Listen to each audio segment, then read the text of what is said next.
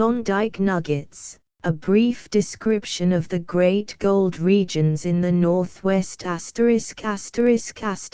produced by PG Distributed Proofreaders. Klondike nuggets, a brief description of the great gold regions in the Northwest Territories and Alaska by Joseph Ladue, founder of Dawson City, NWT Explorer, Miner and Prospector. September 1897. Preface.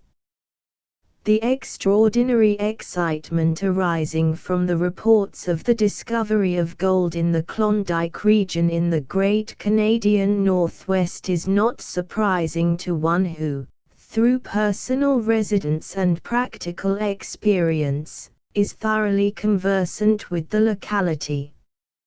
Having recently returned for a temporary stay, after a somewhat successful experience, I have received applications for information in numbers so great that it far exceeds my ability and the time at my disposal to make direct replies.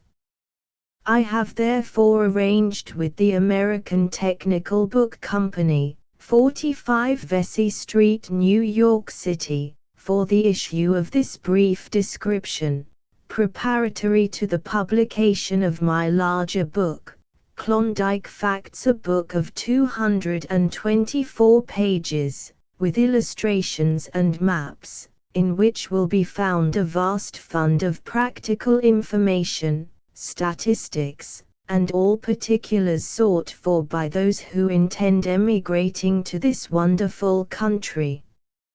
It is well nigh impossible to tell the truth of these recent discoveries of gold, but while I can only briefly describe the territory in this small work, it shall be my endeavor to give the intending prospector, in the large work above mentioned, as many facts as possible, and these may thoroughly be relied upon, as from one who has lived continuously in those regions since 1882. Joseph Ladue. ********* Klondike Nuggets. Chapter I. Klondike. Klondike. The word and place that has startled the civilized world is today a series of thriving mining camps on the Yukon River and its tributaries in the Canadian Northwest Territories. Prior to the 24th of August, 1896, this section of the country had never been heard of. It was on this day that a man named Henderson discovered the first gold. On the first day of the following month, the writer commenced erecting the first house in this region and called the place Dawson City, now the central point of the mining camps. Dawson City is now the most important point in the new mining regions. Its population in June 1897, exceeded 4,000, by June next it cannot be less than 25,000. It has a sawmill, stores, churches, of the Presbyterian, Baptist, Methodist and Roman Catholic denominations. It is the headquarters of the Canadian Northwest Mounted Police, and perfect law and order is maintained. It is at Dawson City that the prospector files his claims with the Government Gold Commissioner, in the recording offices. Dawson City faces on one of the banks of the Yukon River, and now occupies about a mile of the bank. It is at the junction of the Klondike River with the Yukon River. It is here where the most valuable mining claims are being operated on a scale of profit that the world has hitherto never known. The entire country surrounding is teeming with mineral wealth. Copper, silver and coal can be found in large quantities, but little or no attention is now being paid to these valuable minerals, as everyone is engaged in gold hunting and working the extraordinary placer mining claims already located. The entire section is given up to placer mining. Very few claims had been filed for quartz mining. The fields of gold will not be exhausted in the near future. No man can tell what the end will be. From January to April 1897, about $4 million were taken out of the few placer claims then being worked. This was done in a territory not exceeding 40 square miles. All these claims are located on Klondyke River and the little tributaries emptying into it, and the districts are known as Big Bonanza, Gold Bottom and Honker. I have asked old and experienced miners at Dawson City who mined through California in Bonanza days, and some who mined in Australia, what they thought of the Klondike region, and their reply has invariably been, "The world never saw so vast and rich a find of gold as we are working now." Dawson City is destined to be the greatest mining camp in the history of mining operations.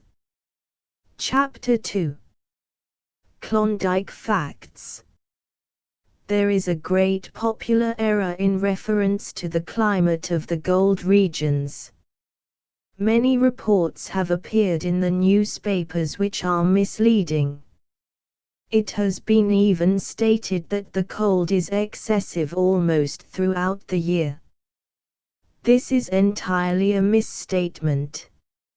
I have found I have suffered more from winter cold in northern New York than I ever did in Alaska or the Canadian Northwest.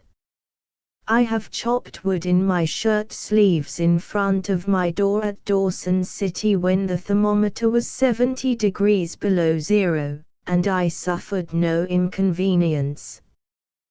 We account for this from the fact that the air is very dry. It is a fact that you do not feel this low temperature as much as you would 15 below zero in the east. We usually have about 3 feet of snow in winter and it is as dry as sawdust.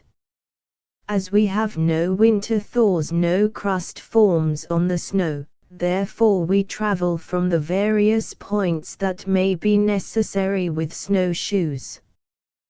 These may be purchased from the Indians in the vicinity of Dawson City at from $5 to $10 per pair according to the quality.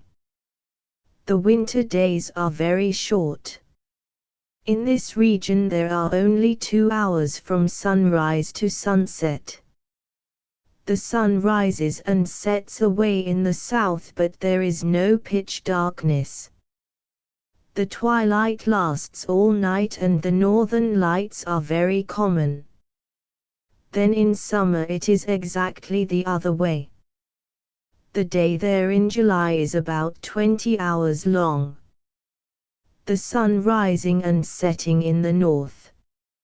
A great deal has been said about the short seasons, but as a matter of fact a miner can work 12 months in the year when in that region. Spring opens about the 1st of May and the ice commences to break up about that time. The Yukon River is generally clear of ice about the 15th of May. The best part of the miner's work commences then and lasts till about the 1st of October. The winter commences in October, but the miner keeps on working through the winter. The rainy season commences in the latter part of August and lasts 2 or 3 weeks. A fall of 2 feet of snow is considered heavy. There is a wide difference in the quantity of snow that accumulates on the coast and the ranges in the interior where the principal mining claims are located. While the fall of snow on the coast is heavy, the depth of snow as far down as the Yukon, Stewart and Klondike rivers is inconsiderable. In my new work on this territory entitled Klondike Facts, I deal more largely on the climate of this region. There are still good diggings at Circle City in Alaska, but nearly all the miners have left for Klondike, not being satisfied with the pay dirt which they were working. I know at least 20 good claims in Circle City. Fort Cudahy, or as it is sometimes called 40 Mile Creek, is now practically exhausted as a mining camp, and the miners have left for other diggings. There will undoubtedly be new and valuable diggings discovered very quickly along this region, as it is certain that this enormous territory is rich in gold-bearing districts. The entire country is teeming with mineral wealth. When mining operations commence on coal, it will be specially valuable for steamers on the various rivers and greatly assist transportation facilities. In the next few years there will certainly be recorded the most marvelous discoveries in this territory, usually thought to be only a land of snow and ice and fit only to be classed with the Arctic regions. It is marvelous to state that for some years past we have been finding gold in occasional places in this territory, but from the poverty of the people no effort was made to prospect among the places reported. It is my belief that the greatest finds of gold will be made in this territory. It is safe to say that not 2% of all the gold discovered so far has been on United States soil. The great mass of the work has been done on the Northwest Territory, which is under the Canadian government. It is possible, however, that further discoveries will be made on American soil, but it is my opinion that the most valuable discoveries will be further east and south of the present claims, and would advise prospectors to work east and south of Klondike. The Yukon River and its tributaries. What the Amazon is to South America, the Mississippi to the central portion of the United States, the Yukon is to Alaska. It is a great inland highway, which will make it possible for the explorer to penetrate the mysterious fastnesses of that still unknown region. The Yukon has its source in the Rocky Mountains of British Columbia and the Coast Range Mountains in southeastern Alaska, about 125 miles from the city of Juneau, which is the present metropolis of Alaska. But it is only known as the Yukon River at the point where the Pelly River, the branch that heads in British Columbia, meets with the Lewis River, which heads in southeastern Alaska. This point of confluence is at Fort Selkirk, in the Northwest Territory, about 125 miles southeast of the Klondike. The Yukon proper is 2,044 miles in length. From Fort Selkirk it flows northwest 400 miles, just touching the Arctic Circle, thence southward for a distance of 1,600 miles, where it empties into Bering Sea. It drains more than 600,000 square miles of territory, and discharges 1/3 more water into Bering Sea than does the Mississippi into the Gulf of Mexico. At its mouth it is 60 miles wide. About 1,500 miles inland it widens out from 1 to 10 miles. 1,000 islands send the channel in as many different directions. Only natives who are thoroughly familiar with the river are entrusted with the piloting of boats up the stream during the season of low water. Even at the season of high water it is still so shallow as not to be navigable anywhere by sea-going vessels, but only by flat-bottomed boats with a carrying capacity of 400 to 500 tons. The draft of steamers on the Yukon should not exceed 3.5 feet. The Yukon District, which is within the jurisdiction of the Canadian government and in which the bulk of the gold has been found, has a total area, approximately, of 192,000 square miles, of which 150,768 square miles are included in the watershed of the Yukon. Illustrating this, so that it may appeal with definiteness to the reader, it may be said that this territory is greater by 71,100 square miles than the area of Great Britain, and is nearly 3 times that of all the New England states combined. A further fact must be borne in mind. The Yukon River is absolutely closed to navigation during the winter months. In the winter the Frost King asserts his dominion and locks up all approaches with impenetrable ice, and the summer is of the briefest. It endures only for 12 to 14 weeks, from about the 1st of June to the middle of September. Then an unending panorama of extraordinary picturesqueness is unfolded to the voyager. The banks are fringed with flowers, carpeted with the all-pervading moss or tundra. Birds countless in numbers and of infinite variety in plumage, sing out a welcome from every treetop. Pitch your tent where you will in midsummer, a bed of roses, a clump of poppies and a bunch of bluebells will adorn your camping. But high above this paradise of almost tropical exuberance giant glaciers sleep in the summit of the mountain wall, which rises up from a bed of roses. By September everything is changed. The bed of roses has disappeared before the icy breath of the Winter King, which sends the thermometer down sometimes to 70 degrees below freezing point. The birds fly to the southland and the bear to his sleeping chamber in the mountains. Every stream becomes a sheet of ice, mountain and valley alike are covered with snow till the following May.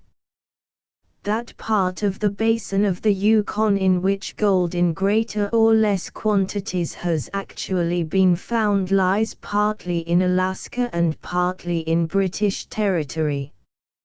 It covers an area of some 50,000 square miles.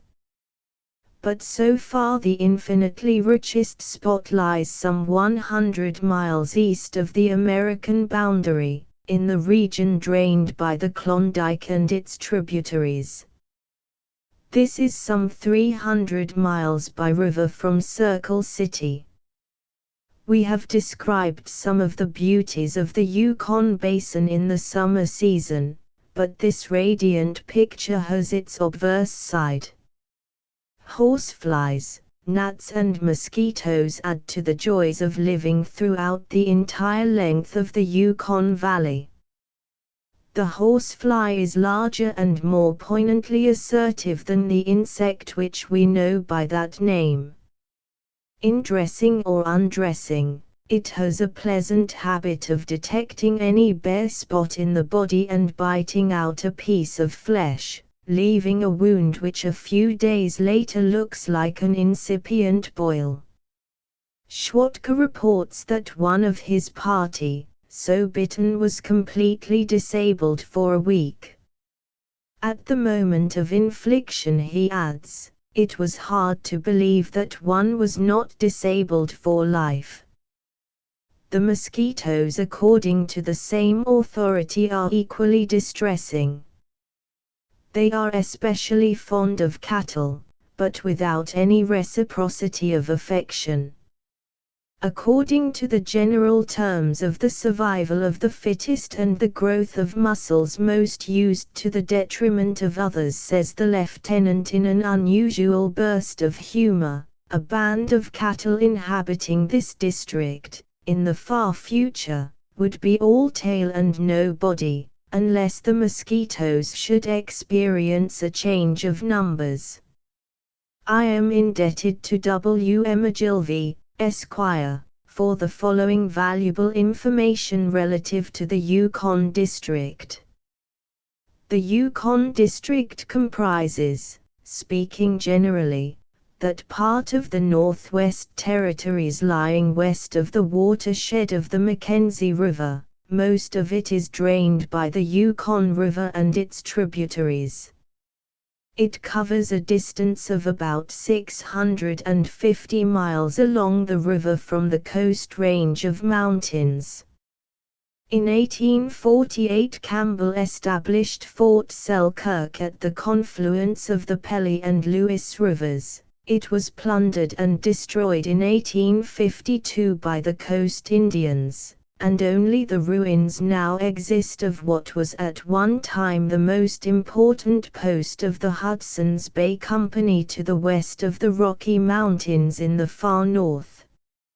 In 1869 the Hudson's Bay Company's officer was expelled from Fort Yukon by the United States government. They having ascertained by astronomical observations that the post was not located in British territory. The officer thereupon ascended the Porcupine to a point which was supposed to be within British jurisdiction, where he established Rampart House, but in 1890 Mr. J. H. Turner of the United States Coast Survey found it to be 20 miles within the lines of the United States. Consequently in 1891 the post was moved 20 miles further up the river to be within British territory. The next people to enter the country for trading purposes were Messrs. Harper and McQuestion. They have been trading in the country since 1873 and have occupied numerous posts all along the river, the greater number of which have been abandoned.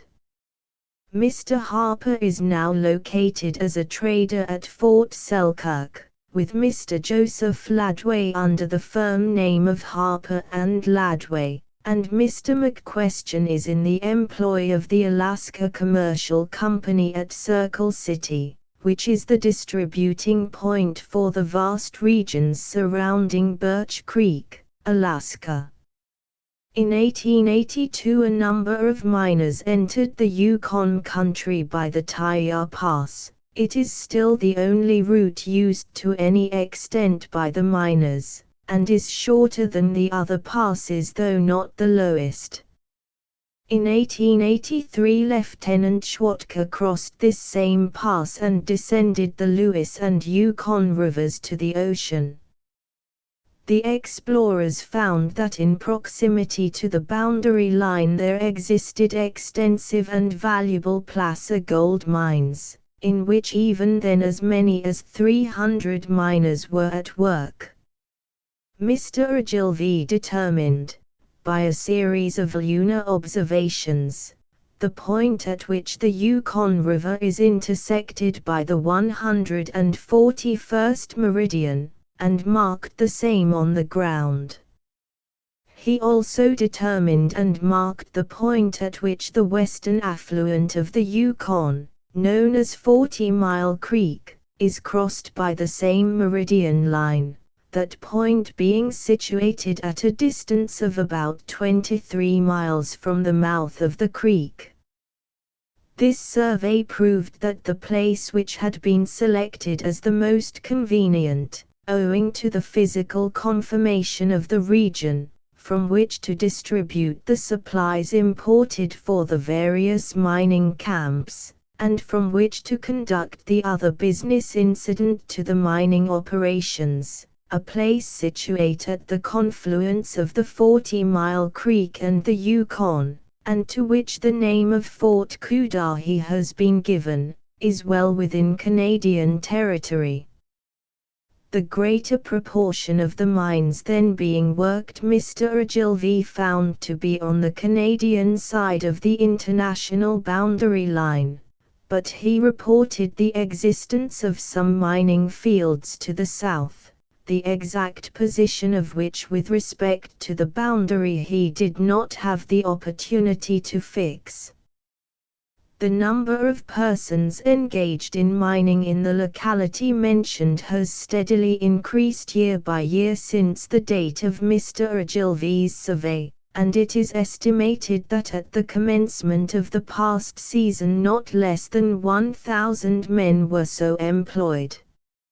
Incident to this mineral development there must follow a corresponding growth in the volume of business of all descriptions, particularly the importation of dutiable goods, and the occupation of tracts of the public lands for mining purposes which according to the mining regulations are subject to the payment of certain prescribed dues and charges.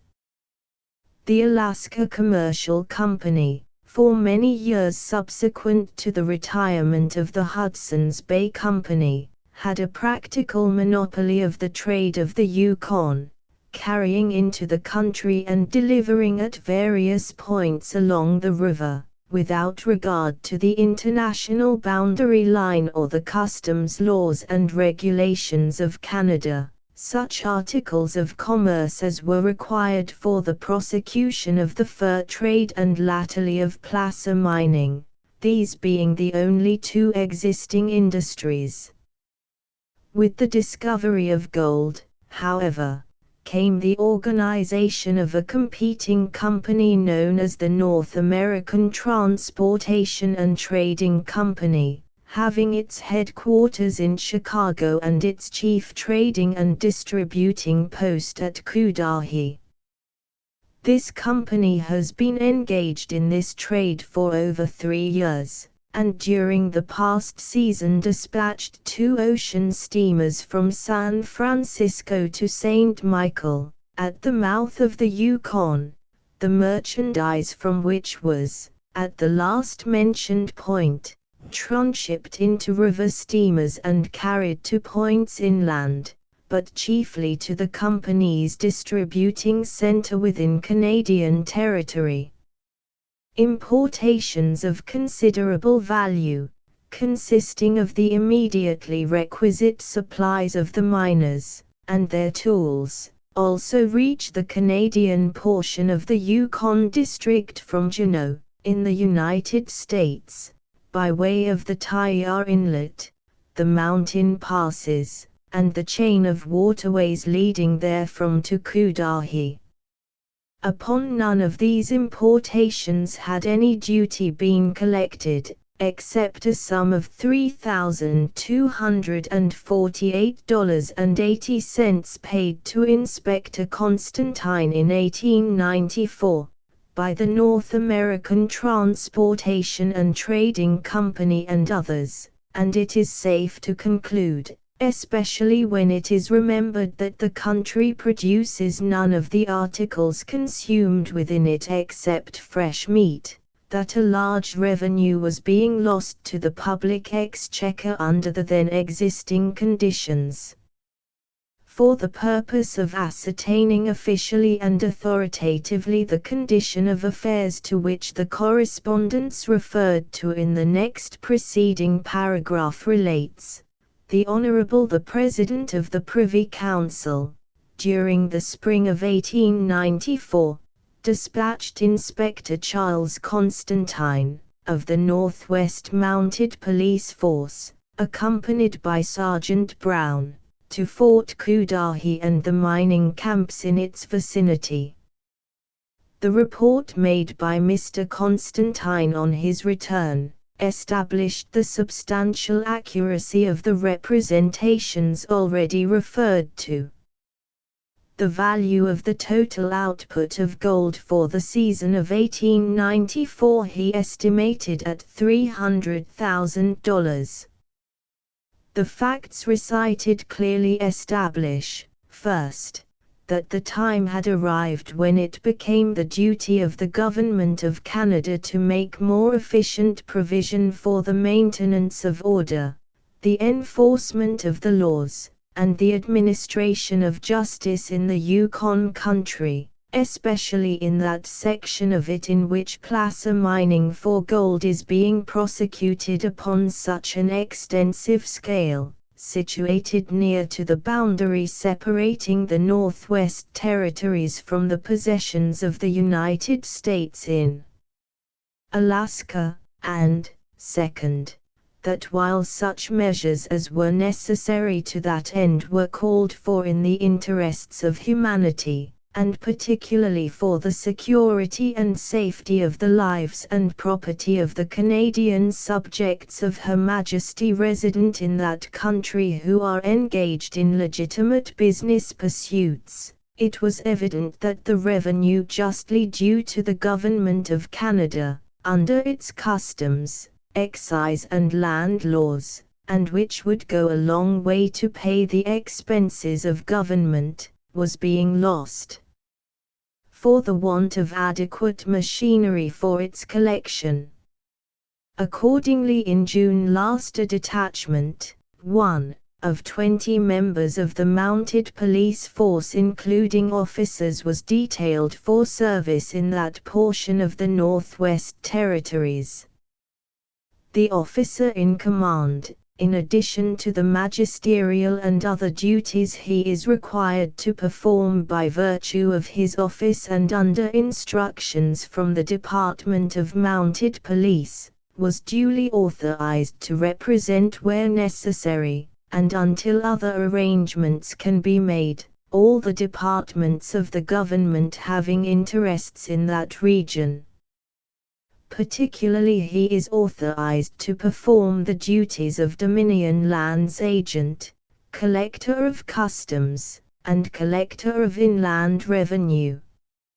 At the same time instructions were given Mr. William Ogilvie, the surveyor referred to as having, with Dr. Dawson, been entrusted with the conduct of the first government expedition to the Yukon, to proceed again to that district for the purpose of continuing and extending the work of determining the 141st meridian, of laying out building lots and mining claims, and generally of performing such duties as may be entrusted to him from time to time.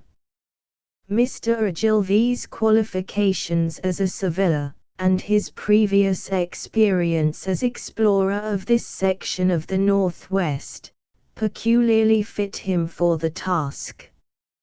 Footnote 1.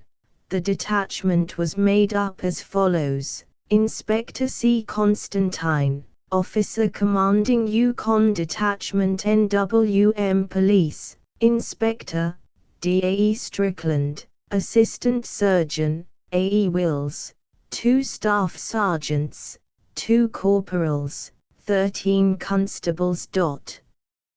As it appears quite certain, from the report made by Mr. Ogilvie on his return to Ottawa, in 1889, and from the report of Mr. Constantine, that the operations of the miners are being conducted upon streams which have their sources in the United States territory of Alaska, and flow into Canada on their way to join the Yukon, and as doubtless some of the placer diggings under development are situated on the United States side of the boundary, it is highly desirable, both for the purpose of settling definitely to which country any land occupied for mining or other purposes actually belongs, and in order that the jurisdiction of the courts and officers of the United States and Canada, for both civil and criminal purposes, may be established, that the determination of the 141st meridian west of Greenwich from the point of its intersection with the Yukon, as marked by Mr. Ogilvie in 1887-88, for a considerable distance south of the river, and possibly also for some distance to the north, should be proceeded with at once. Mr. Ogilvy's instructions require him to go on with the survey with all convenient speed, but in order that this work may be effective for the accomplishment of the object in view, the cooperation of the Government of the United States is necessary. Correspondence is in progress through the proper authorities with a view to obtaining this cooperation. It may be mentioned that a United States surveyor has also determined the points at which the Yukon River and 40 Mile Creek are intersected by the 141st meridian. Routes, distances, and transportation. After considerable experience, I have decided that the best route for a man to take to the gold regions is from Seattle, Washington, to Juneau, Alaska, and then to Dawson City, by the pass and waterways, and I will therefore describe this route more in detail than any of the others. I am devoting a special chapter to the outfit for travelers, and will therefore deal in this chapter with the route only.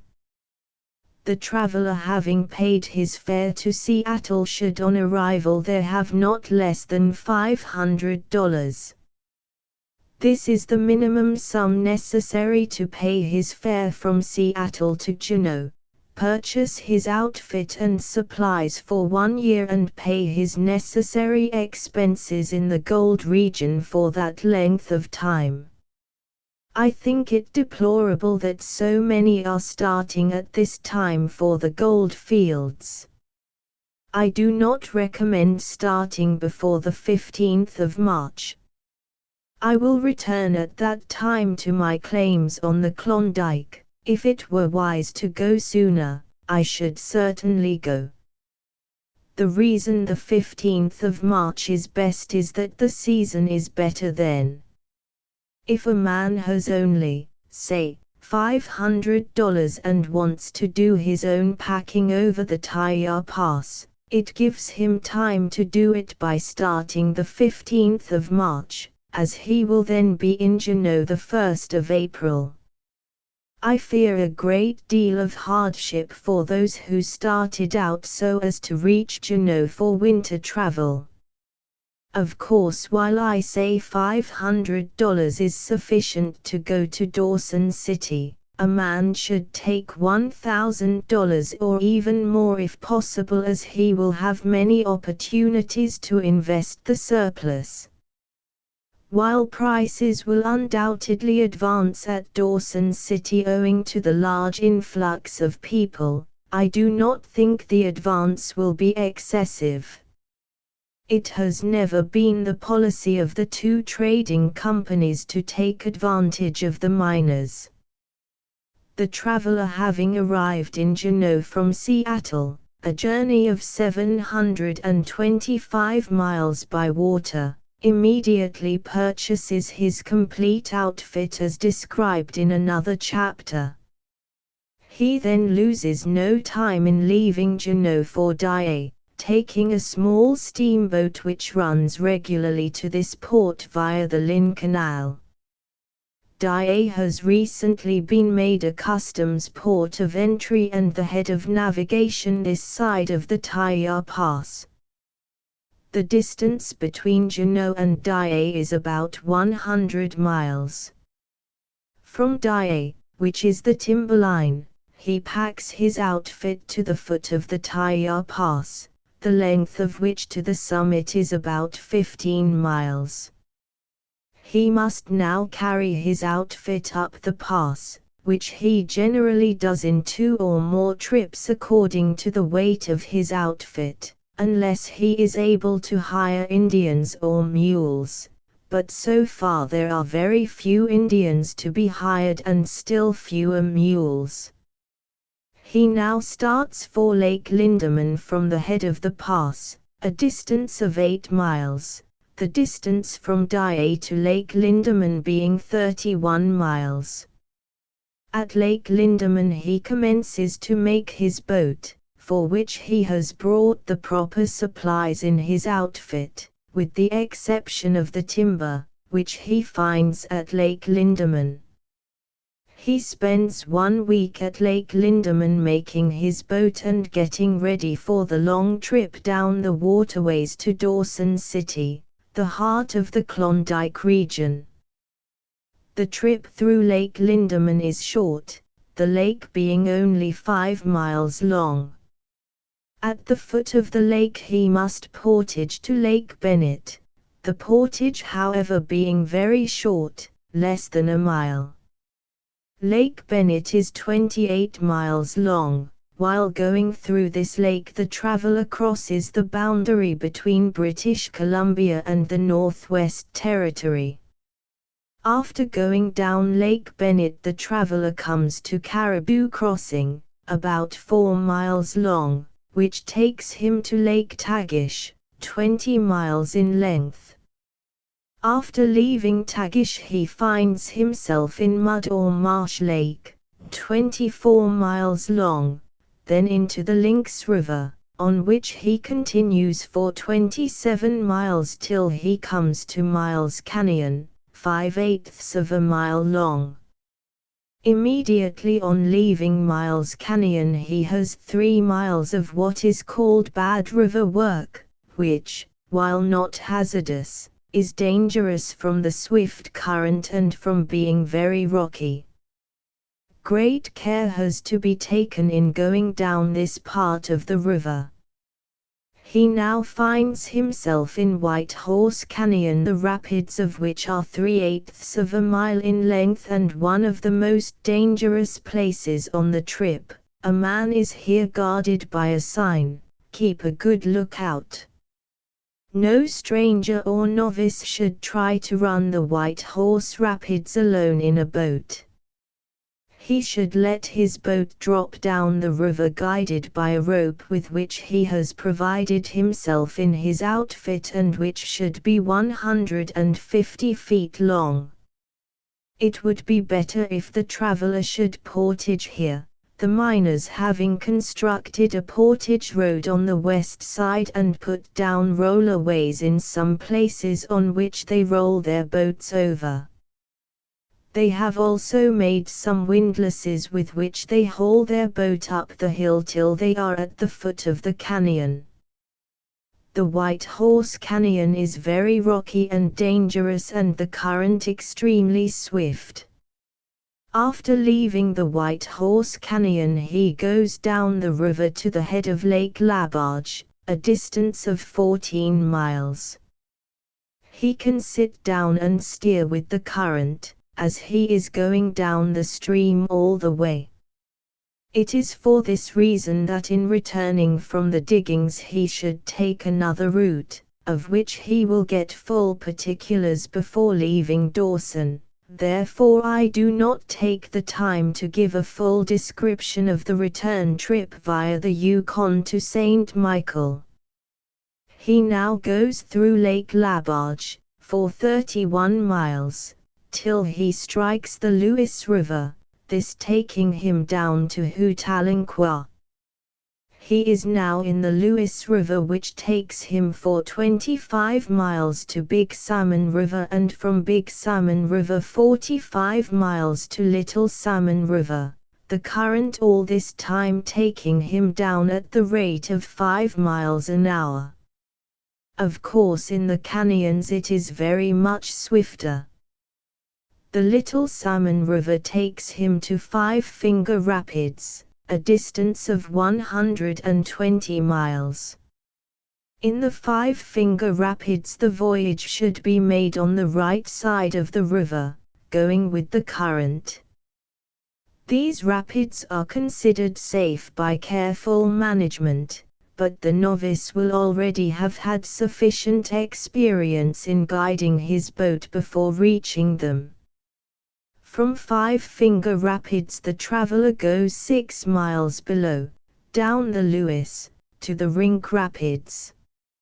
On going through the Rink Rapids, he continues on the Lewis River to Fort Selkirk, the trading post of Harper and Ladue, where the Pelly and Lewis, at their junction, form the headwaters of the Yukon.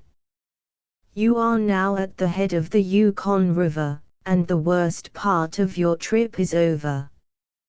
You now commence to go down the Yukon, and after a trip of 98 miles, you are in the White River.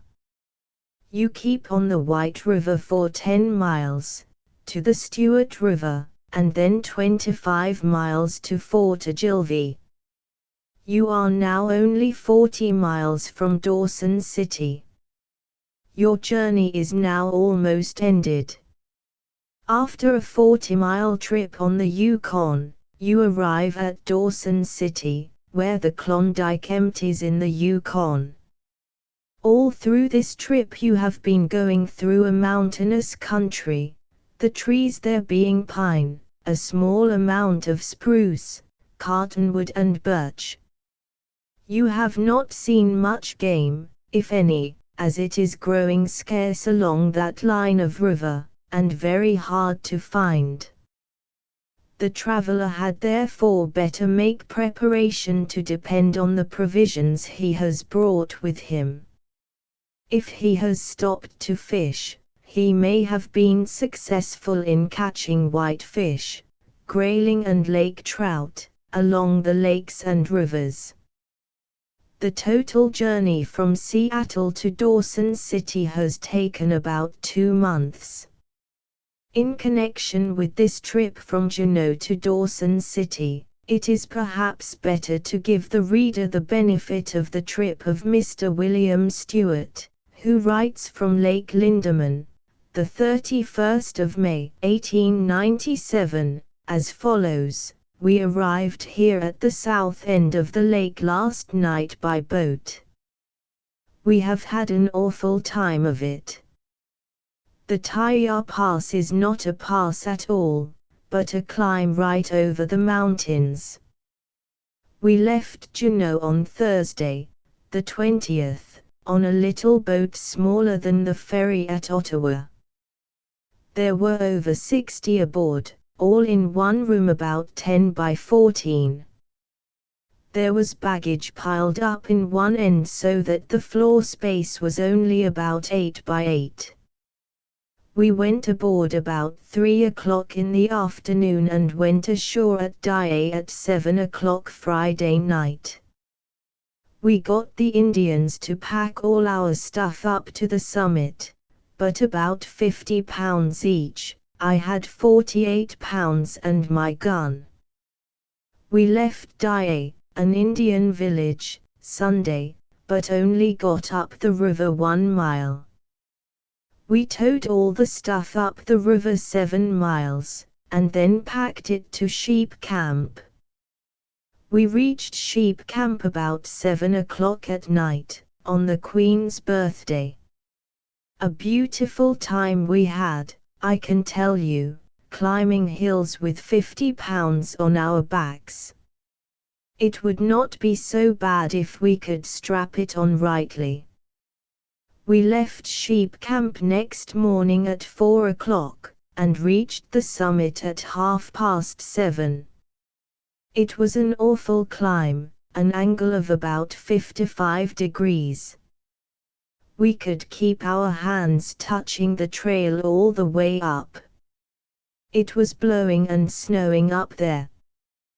We paid off the Indians, and got some sleighs and slayed the stuff down the hill. This hill goes down pretty swift, and then drops at an angle of 55 degrees for about 40 feet, and we had to rough lock our sleighs and let them go. There was an awful fog, and we could not see where we were going. Some fellows helped us down with the first load, or there would have been nothing left of us. When we let a sleigh go from the top, it jumps about 50 feet clear, and comes down in pieces. We loaded up the sleighs with some of our stuff, about 225 pounds each, and started across the lakes. The trail was awful, and we waded through water and slush 2 and 3 feet deep.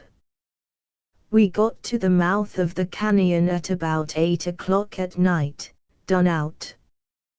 We left there that night, and pushed on again until morning. We got to the bottom of an awful hill, and packed all our stuff from there to the hill above the lake. We had about 2.5 miles over hills, in snow and slush. I carried about 500 pounds over that part of the trail. We had to get dogs to bring the stuff down from the summit to the head of the canyon. We worked 2 days bringing the stuff over from the canyon to the hill above the lake. Saturday we worked all day packing down the hill to the lake, and came here on a scow.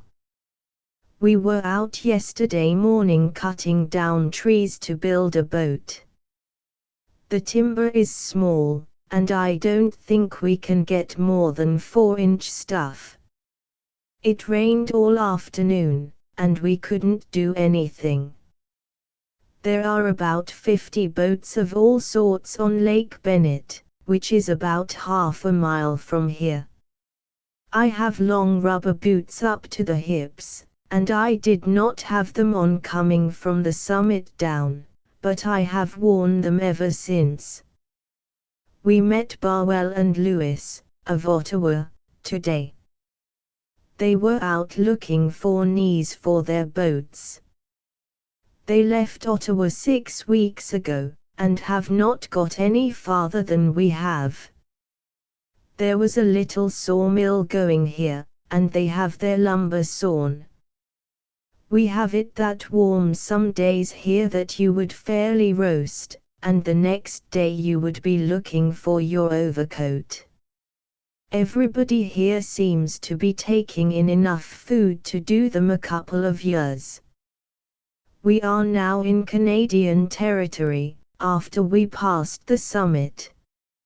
I will have to catch somebody going through to Ladue to give him this letter, but I don't know how long before I can get anyone going through. This is the last you will hear from me until I get down to the Klondyke. Mr. Stewart adds, I wrote this in the tent at 11 o'clock at night during twilight. If you take this trip in winter, however, you have to purchase a sled at Juneau, and sled it over the frozen waterways to Dawson City. For the benefit of my readers in Canada and for parties leaving for the Great Northwest Territory for the gold fields, I take pleasure in quoting the following description of a Canadian route. Canadians should awaken to the fact that they have emphatically the inside track to their own gold fields, a route not half the distance, largely covered by railways and steamboats, with supply stations at convenient intervals all the way. By this route the gold fields can be reached in 2 months or 6 weeks, and the cost of travel is ridiculously cheap.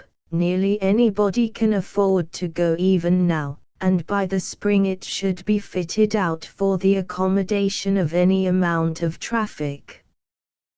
The details of the information in the following article are given by Mr. A.H. Hemming, the artist who accompanied Mr. Whitney in his journey towards the Barren Lands, and the data may be accepted as correct, as they were secured from the Hudson Bay officials.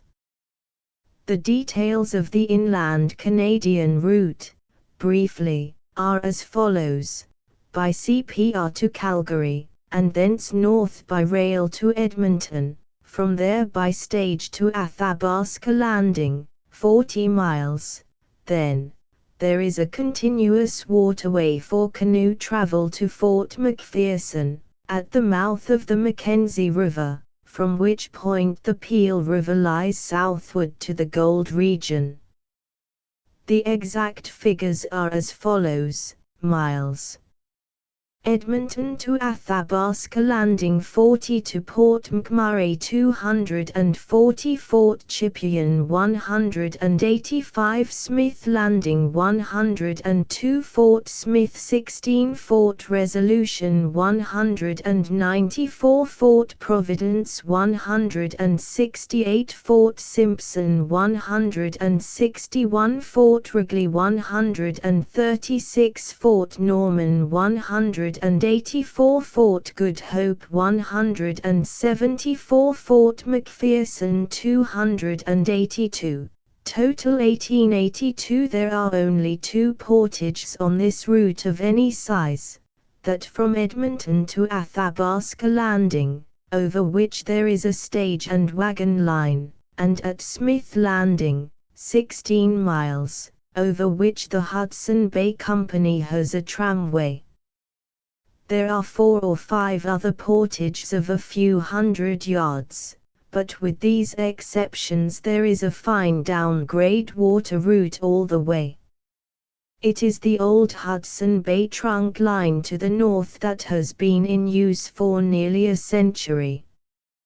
Wherever there is a lake or a long stretch of deep water river navigation, the company has small freight steamers which ply back and forward during the summer between the portage points or shallows.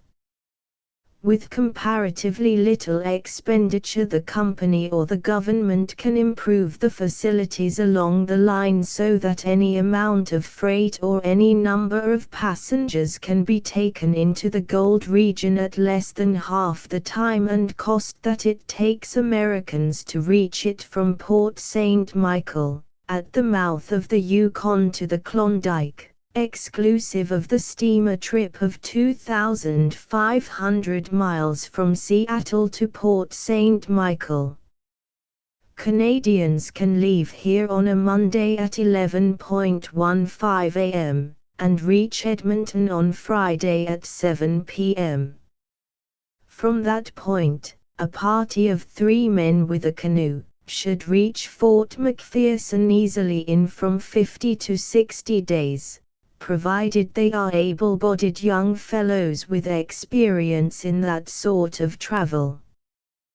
They will need to take canoes from here, unless they propose to hire Indians with large birch bark canoes to carry them. Birch bark canoes can be secured of any size up to the big ones manned by 10 Indians that carry 3 tons. But birch barks are not reliable unless Indians are taken along to doctor them, and keep them from getting waterlogged. The Hudson Bay Company will also contract to take freight northward on their steamers until the close of navigation. Travelers to the gold mines leaving now would probably reach Fort McPherson before navigation closed. The letter from Reverend Mr. Stringer, the missionary, published in The Spectator on July 2, shows that the ice had only commenced to run in the Peel River, which is the water route southeast from Fort McPherson into the Gold Region, on the 30th of September last year. Any Canadians who are anxious to get into the Klondike ahead of the Americans can leave between now and August 1, reach Fort McPherson, and if winter comes on they can exchange their canoes for dog trains, and reach the Klondike without half the difficulty that would be experienced on the Alaska route. The great advantage of the inland route is that it is an organized line of communication. Travelers need not carry any more food than will take them from one Hudson Bay post to the next, and then there is abundance of fish and wildfowl en route. They can also be in touch with such civilization as prevails up there, can always get assistance at the posts, and will have some place to stay should they fall sick or meet with an accident. If they are lucky enough to make their pile in the Klondike, they can come back by the dog sled route during the winter. There is one winter mail to Fort McPherson in winter. Dogs for teams can be purchased at nearly any of the line of Hudson Bay posts that form a chain of road houses on the trip. Parties traveling alone will not need to employ guides until they get near Fort McPherson, and from there on to the Klondike, as the rest of the route from Edmonton is so well defined, having been traveled for years, that no guides are required. You don't need a couple of $1,000 to start for Klondike tomorrow by the Edmonton route. All you need is a good constitution, some experience in boating and camping, and about $150. Suppose a party of 3 decide to start. First they will need to purchase a canoe, about $35 or less, first-class ticket from Hamilton to Edmonton, $71.40. Second class, ditto, $40.90. Cost of food at Edmonton for 3 men for 2 months, should consist of pork, flour, tea and baking powder, $35. Freight on canoe to Edmonton, $23. Total for 3 men from Hamilton to Fort McPherson, provided they travel second class on the CPR, will be $218.70. These figures are furnished by Mr. Hemming, who has been over the route 400 miles north of Edmonton, and got the rest of his data from the Hudson Bay officials. If 3 men chip in $150 each, they would have a margin of over $200 for purchasing their tools and for transport from Fort McPherson to the Klondike. This is how it may be done on the cheap, though Mr. Hemming considers it ample for any party starting this summer. Prices will likely rise on the route when the rush begins. If the Hudson Bay people are alive to their interests, they will forward a large amount of supplies for Fort McPherson immediately and make it the base of supplies for the Klondike during the coming winter. Parties should consist of 3 men each, as that is the crew of a canoe. It will take 600 pounds of food to carry 3 men over the route. Passengers on the CPR are entitled to carry 600 pounds of baggage. The paddling is all downstream, except when they turn south up Peel River, and sails should be taken, as there is often a favorable wind for days. There are large scows on the line, manned by 10 men each and known as sturgeon heads. They are like canal boats, but are punted along and are used by the Hudson Bay people for taking forward supplies to the forts. The return trip to the United States is usually made by the Yukon steamers from Dawson City direct to St. Michael via the Yukon and Anvik River, thence by ocean steamer from St. Michael to San Francisco. The following letter is interesting to the prospector as showing the difficulties to overcome up the Tyar Pass to Lake Lindeman. Winnipeg, the 27th of July, 1897. A letter has been received from George MacLeod, one of the members of the Winnipeg party of gold hunters that left here recently for the Yukon. He wrote from Lake Lindeman under date of July the 4th, and states that the party expected to leave on the journey from the river a week later. They had a fine boat, with a freight capacity of 2 tons about completed. The real work of the expedition started when the small steamer which conveyed the party from Genoa arrived at Dia. The men had to transfer their goods to a lighter 1 mile from shore, each man looking after his own packages. After getting everything ashore, the party was organized for ascent of the mountain pass, which at the hardest point is 3,000 feet above sea level. MacLeod and his chum, to save time and money too, engaged 35 Indians to pack their supplies over the mountains, but they had to carry their own bedding and grub to keep them on the road. It is 15 miles to the summit of the pass, and the party made 12 miles the first day, going into camp at night tired from climbing over rocks, stumps, logs and hills, working through rivers and creeks and pushing their way through brush. At the end of 12 miles they thought they had gone 50. On the second day out they began to scale the summit of the mountain.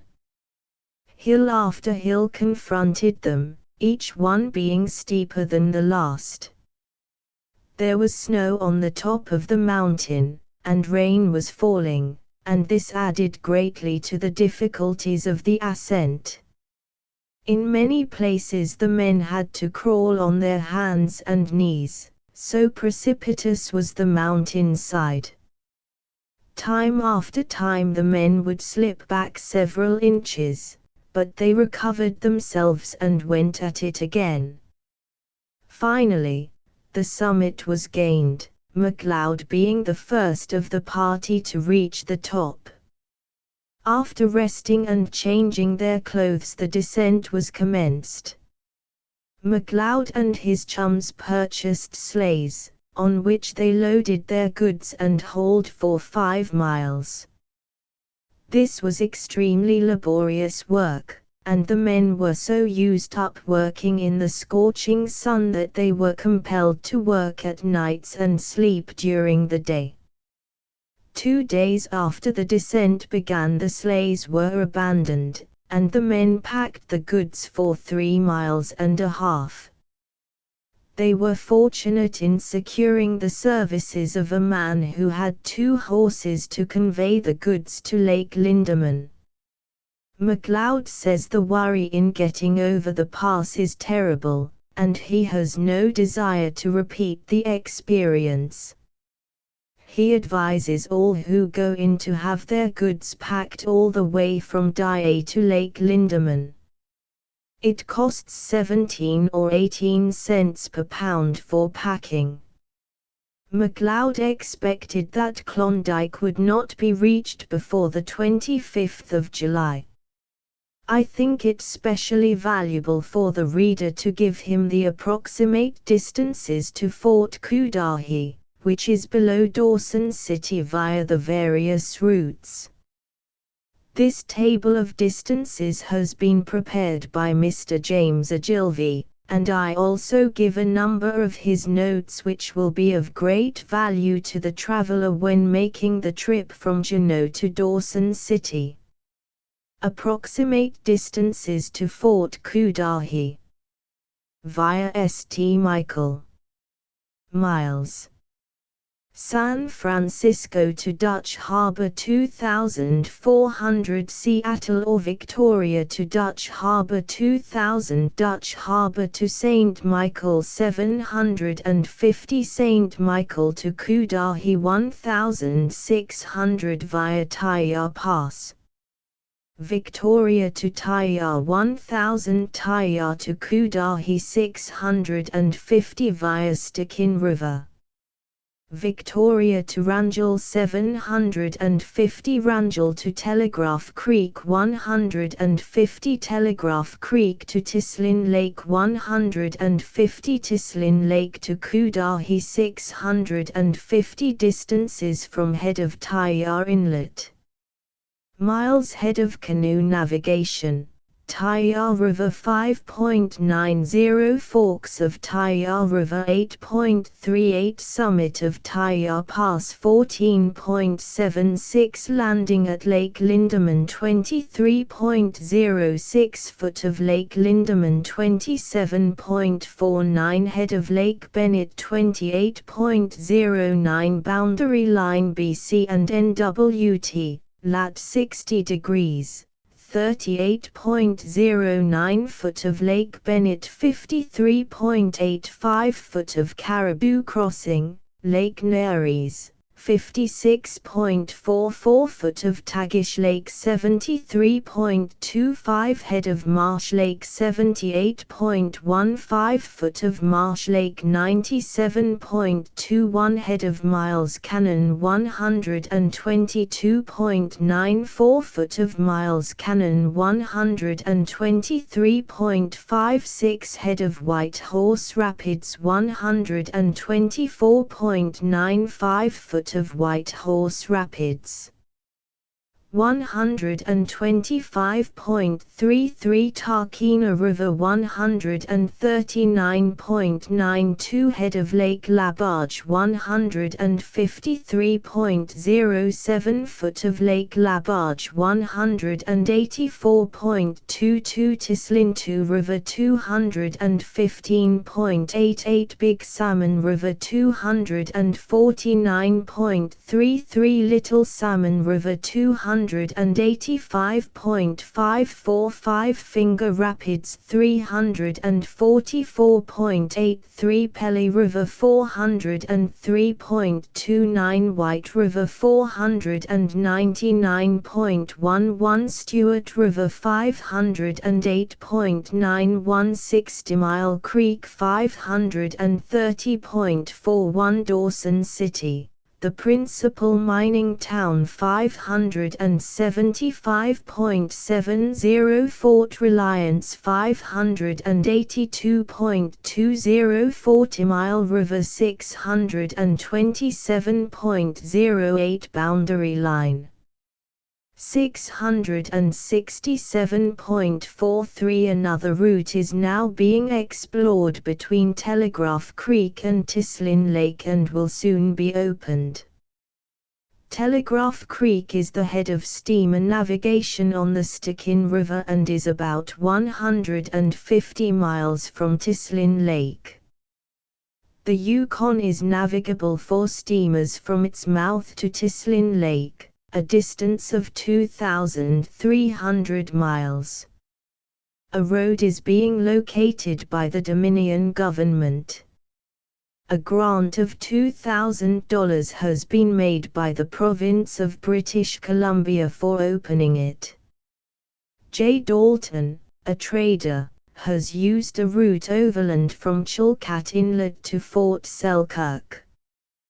Going up the Chilkat and Klahila rivers, he crosses the divide to the Tarkina River and continues northward over a fairly open country practicable for horses. The distance from the sea to Fort Selkirk is 350 miles.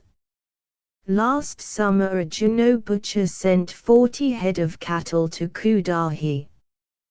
G. Bounds, the man in charge, crossed the divide over the Chilkat Pass, followed the shore of Lake Arkell and, keeping to the east of Dalton's Trail, reached the Yukon just below the Rink Rapids.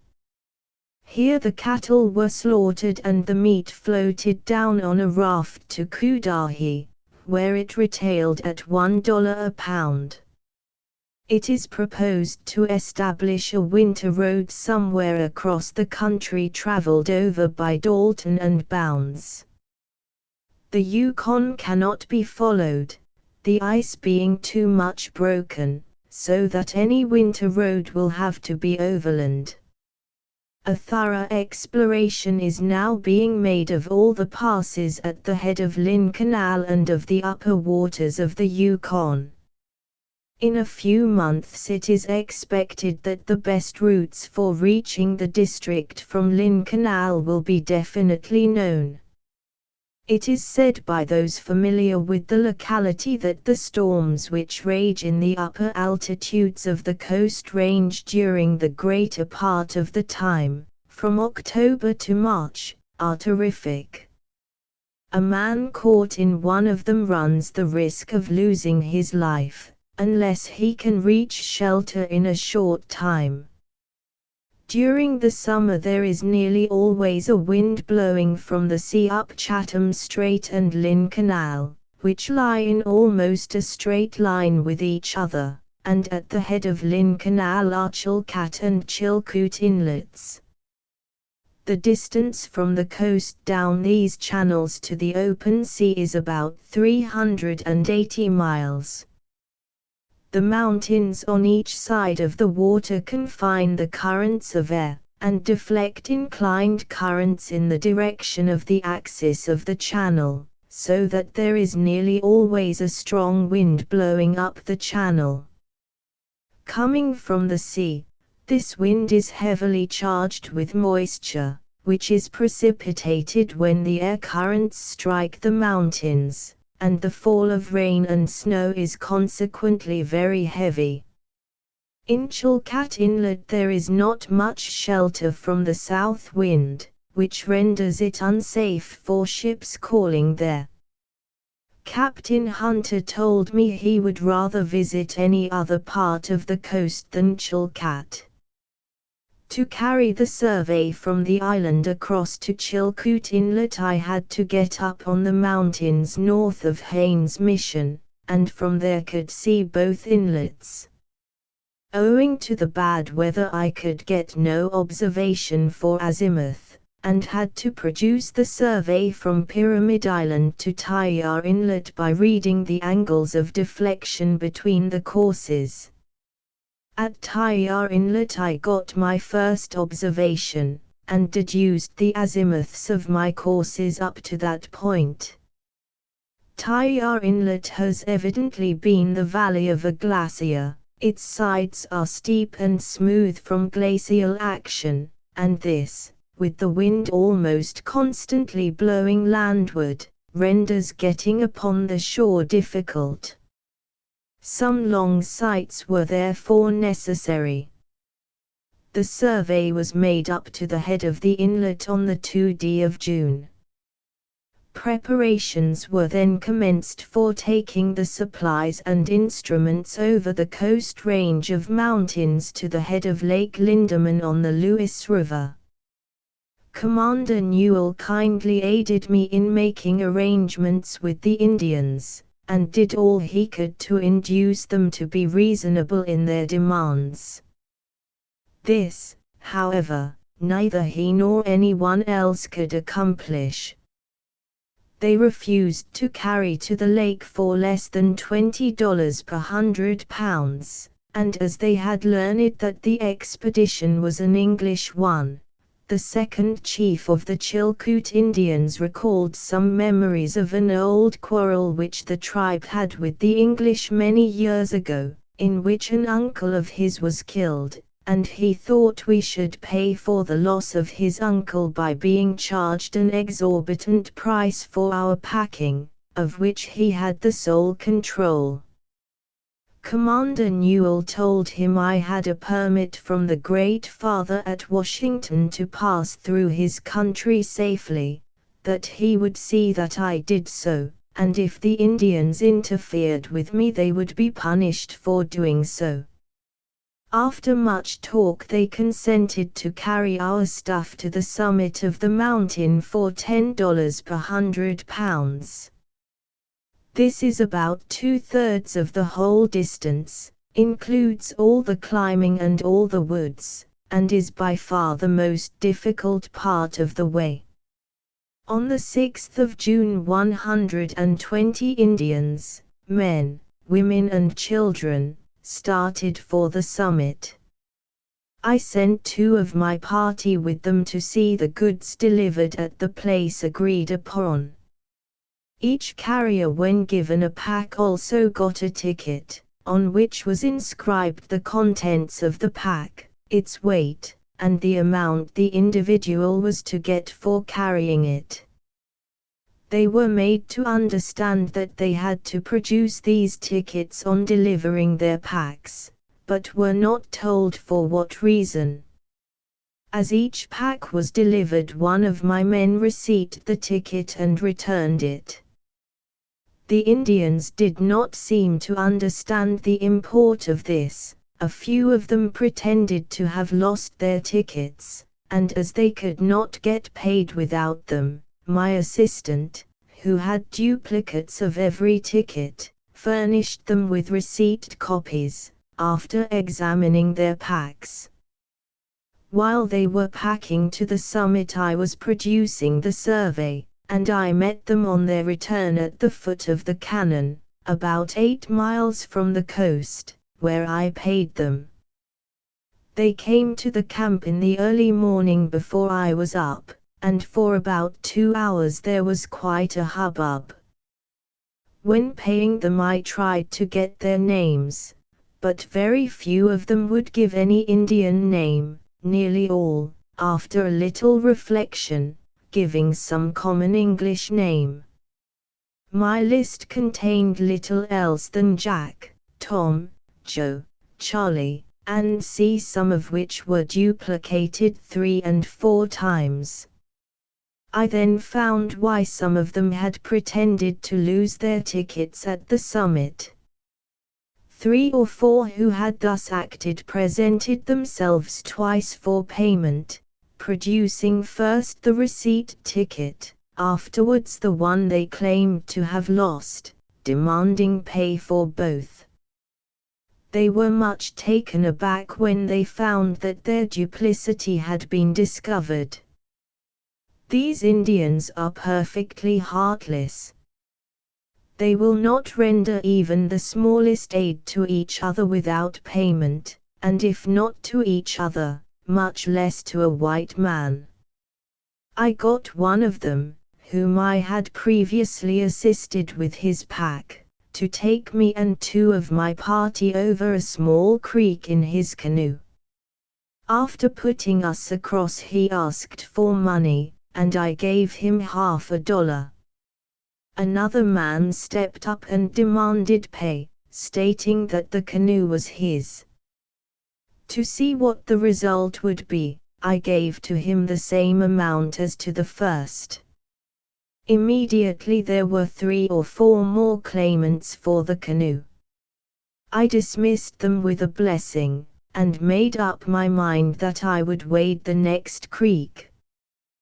While paying them I was a little apprehensive of trouble, for they insisted on crowding into my tent, and for myself and the 4 men who were with me to have attempted to eject them would have been to invite trouble.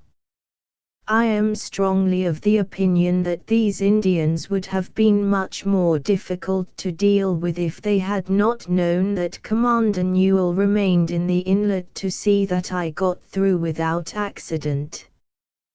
While making the survey from the head of tidewater I took the azimuths and altitudes of several of the highest peaks around the head of the inlet, in order to locate them, and obtain an idea of the general height of the peaks in the coast range.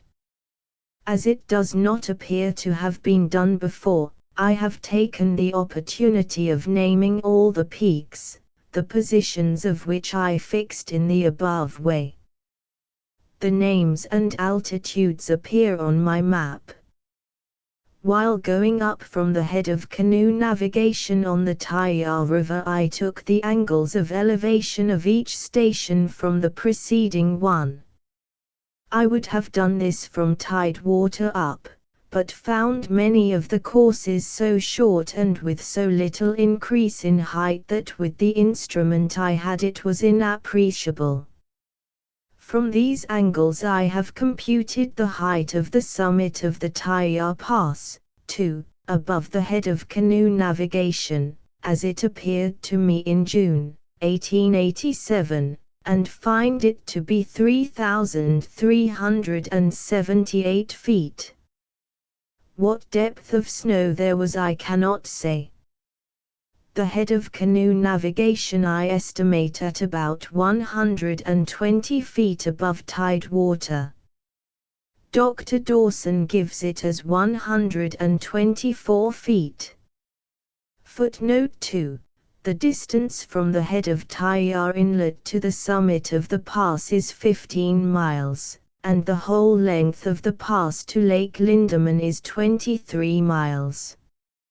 Messrs. Healy and Wilson, dealers in general merchandise and miners' supplies at Tyar, have a train of pack horses carrying freight from the head of Lynn Canal to the summit. They hope to be able to take freight through to Lake Lindeman with their horses during the present season.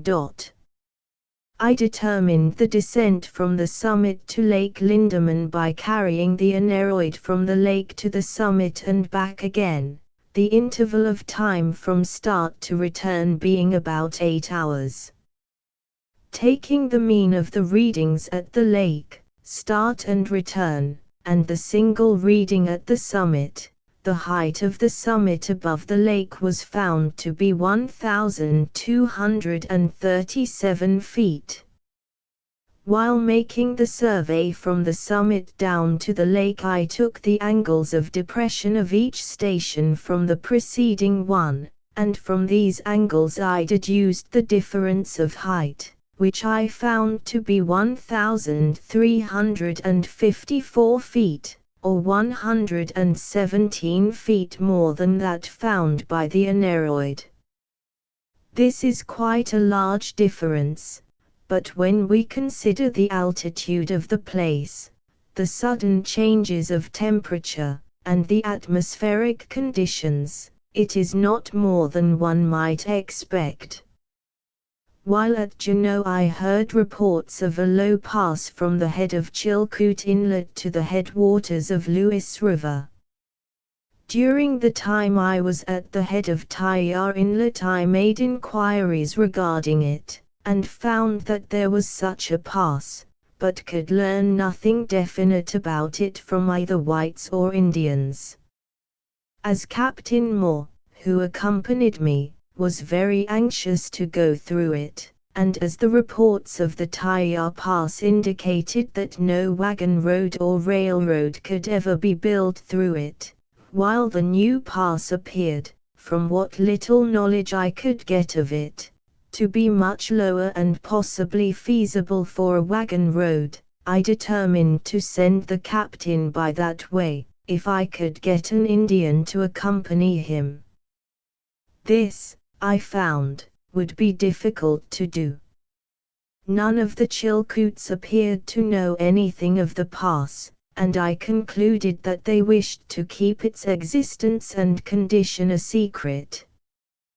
The Tagish, or Stick Indians, as the interior Indians are locally called, are afraid to do anything in opposition to the wishes of the Chilkoots, so it was difficult to get any of them to join Captain Moore, but after much talk and encouragement from the whites around, one of them named Jim was induced to go. He had been through this pass before, and proved reliable and useful. The information obtained from Captain Moore's exploration I have incorporated in my plan of the survey from Tyar Inlet, but it is not as complete as I would have liked. I have named this pass White Pass in honor of the late Honorable Those White, Minister of the Interior, under whose authority the expedition was organized. Commencing at Tyar Inlet, about 2 miles south of its north end, it follows up the valley of the Skagway River to its source, and thence down the valley of another river which Captain Moore reported to empty into the Tacone or Windy Arm of Bove Lake, Schwatka. Dr. Dawson says this stream empties into Taku Arm, and in that event Captain Moore is mistaken. Captain Moore did not go all the way through to the lake, but assumed from reports he heard from the miners and others that the stream flowed into Windy Arm, and this also was the idea of the Indian Jim from what I could gather from his remarks in broken English and Chinook. Captain Moore estimates the distance from tidewater to the summit at about 18 miles, and from the summit to the lake at about 22 to 23 miles. He reports the pass as thickly timbered all the way through. The timber line on the south side of the Taya Pass, as determined by barometer reading, is about 2,300 feet above the sea, while on the north side it is about 1,000 feet below the summit. This large difference is due, I think, to the different conditions in the two places. On the south side the valley is narrow and deep, and the sun cannot produce its full effect. The snow also is much deeper there, owing to the quantity which drifts in from the surrounding mountains. On the north side the surface is sloping, and more exposed to the sun's rays. On the south side the timber is of the class peculiar to the coast, and on the north that peculiar to the interior. The latter would grow at a greater altitude than the coast timber.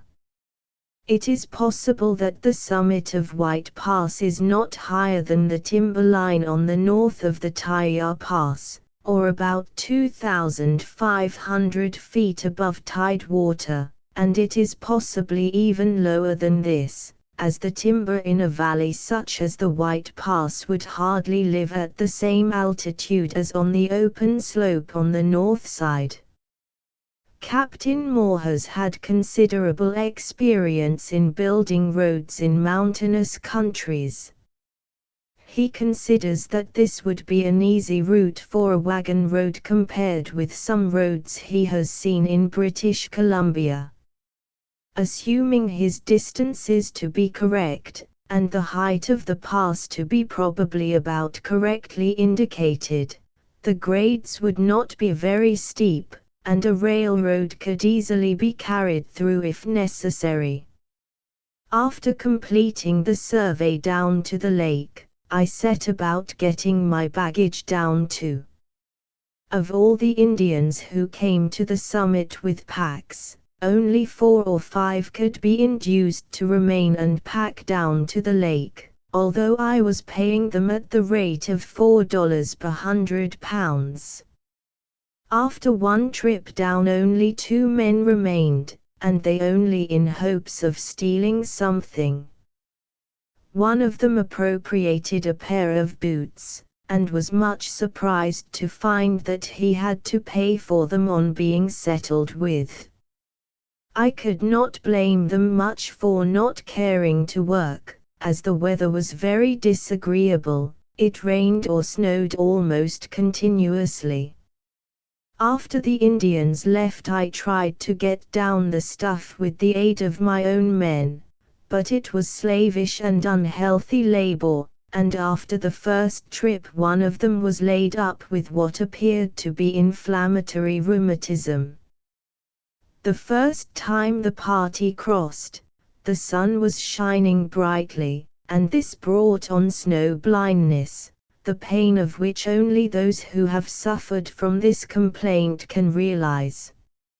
I had 2 sleds with me which were made in Juneau specially for the work of getting over the mountains and down the lakes on the ice.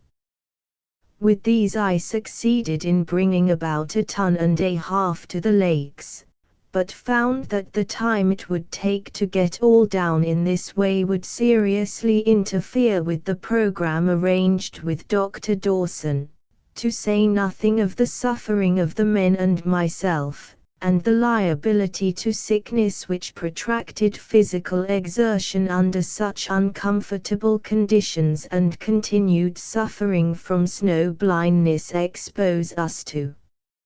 I had with me a white man who lived at the head of the inlet with a Tagish Indian woman.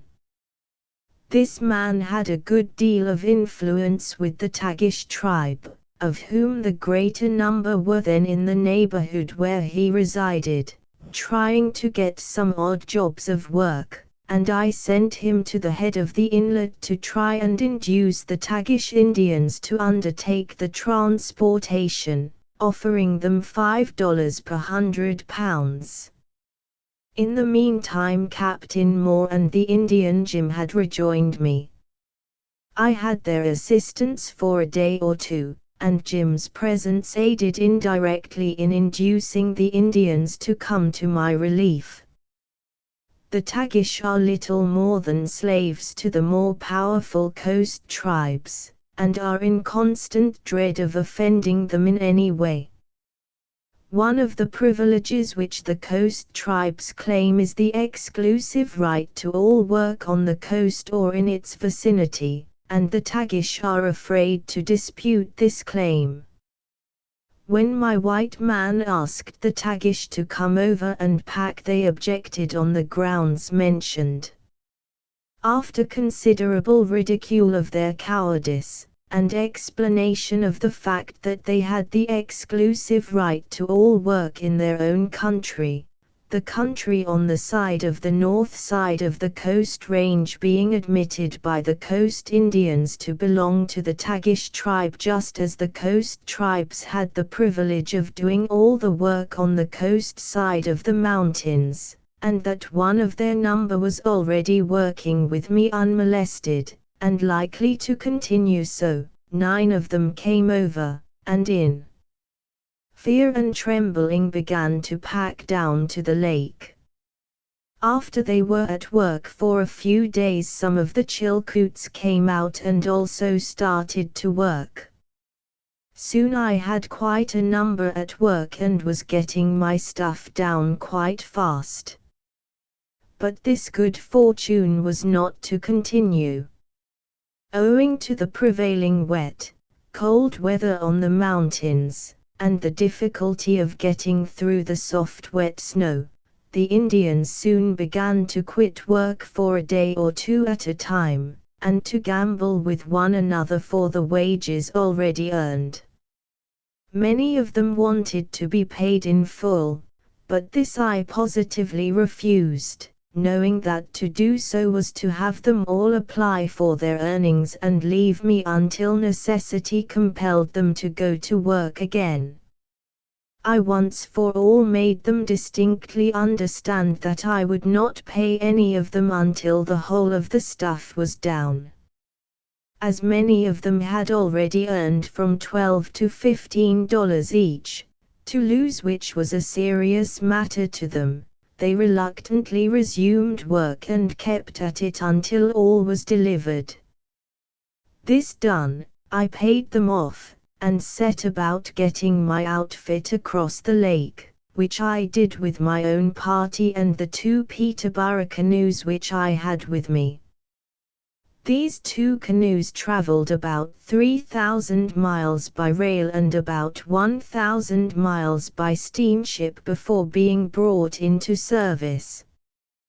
They did considerable work on Chilcoot and Tagish inlets, and were then packed over to the head of Lewis River, Lake Linderman, from where they were used in making the survey of Lewis and Yukon rivers. In this work they made about 650 landings. They were then transported on sleighs from the boundary on the Yukon to navigable water on the Porcupine. In the spring of 1888 they descended the latter river, heavily loaded, and through much rough water, to the mouth of Bell's River, and up it to McDougall's Pass. They were then carried over the pass to Poplar River and were used in going down the latter to Peel River, and thence up Mackenzie River 1,400 miles, or, exclusive of railway and ship carriage, they were carried about 170 miles and did about 2,500 miles of work for the expedition, making in all about 1,700 landings in no easy manner and going through some very bad water. I left them at Fort Chipewyan in fairly good condition, and, with a little painting, they would go through the same ordeal again. After getting all my outfit over to the foot of Lake Lindeman, I set some of the party to pack it to the head of Lake Bennett. I employed the rest of the party in looking for timber to build a boat to carry my outfit of provisions and implements down the river to the vicinity of the international boundary, a distance of about 700 miles. It took several days to find a tree large enough to make plank for the boat I wanted, as the timber around the upper end of the lake is small and scrubby. My boat was finished on the evening of the 11th of July, and on the 12th I started a portion of the party to load it and go ahead with it and the outfit to the cannon. They had instructions to examine the cannon and, if necessary, to carry a part of the outfit past it, in any case, enough to support the party back to the coast should accident necessitate such procedure.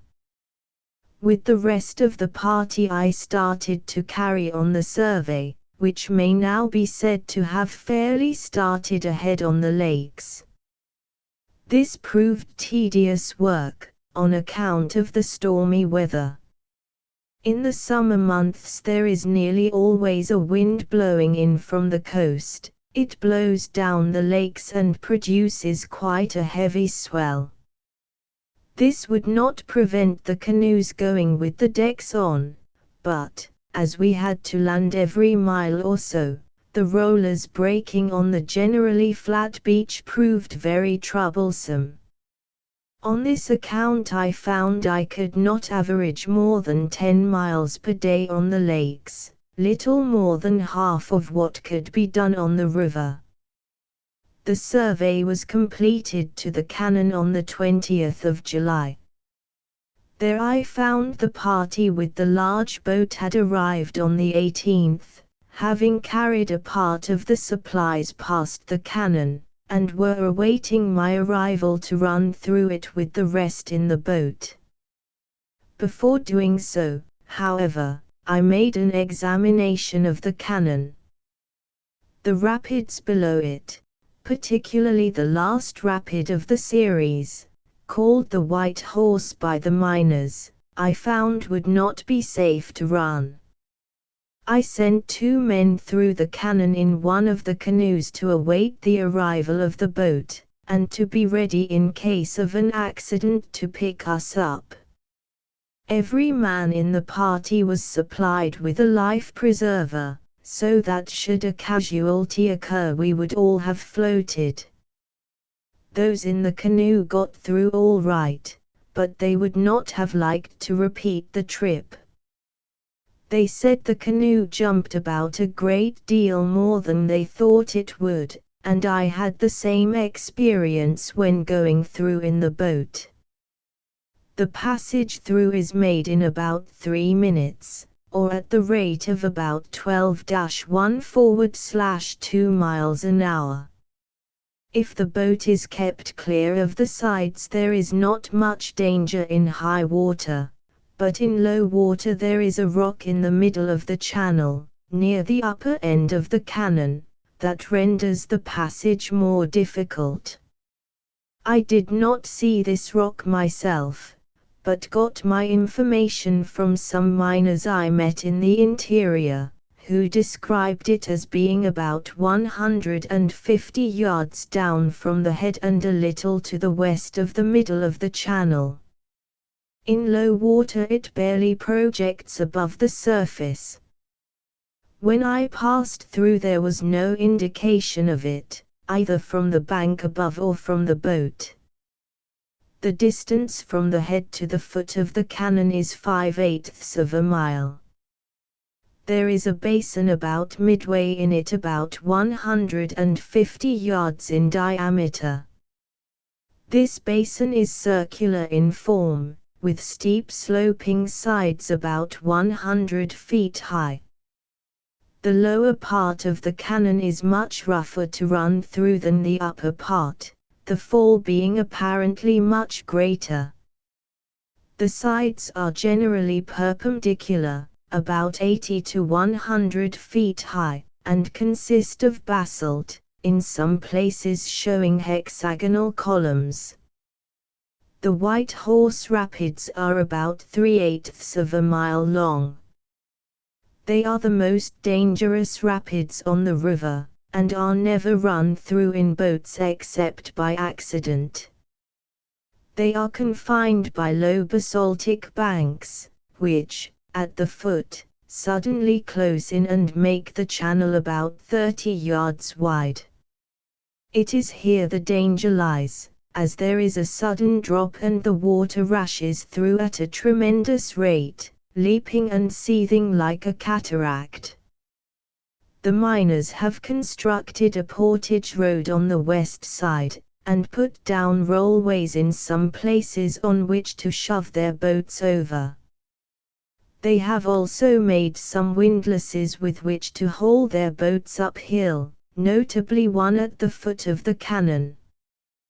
This roadway and windlasses must have cost them many hours of hard labor. Should it ever be necessary, a tramway could be built past the canon on the east side with no great difficulty. With the exception of the Five-Finger Rapids, these appear to be the only serious rapids on the whole length of the river. Five-Finger Rapids are formed by several islands standing in the channel and backing up the water so much as to raise it about a foot, causing a swell below for a few yards. The islands are composed of conglomerate rock, similar to the cliffs on each side of the river, whence one would infer that there has been a fall here in past ages.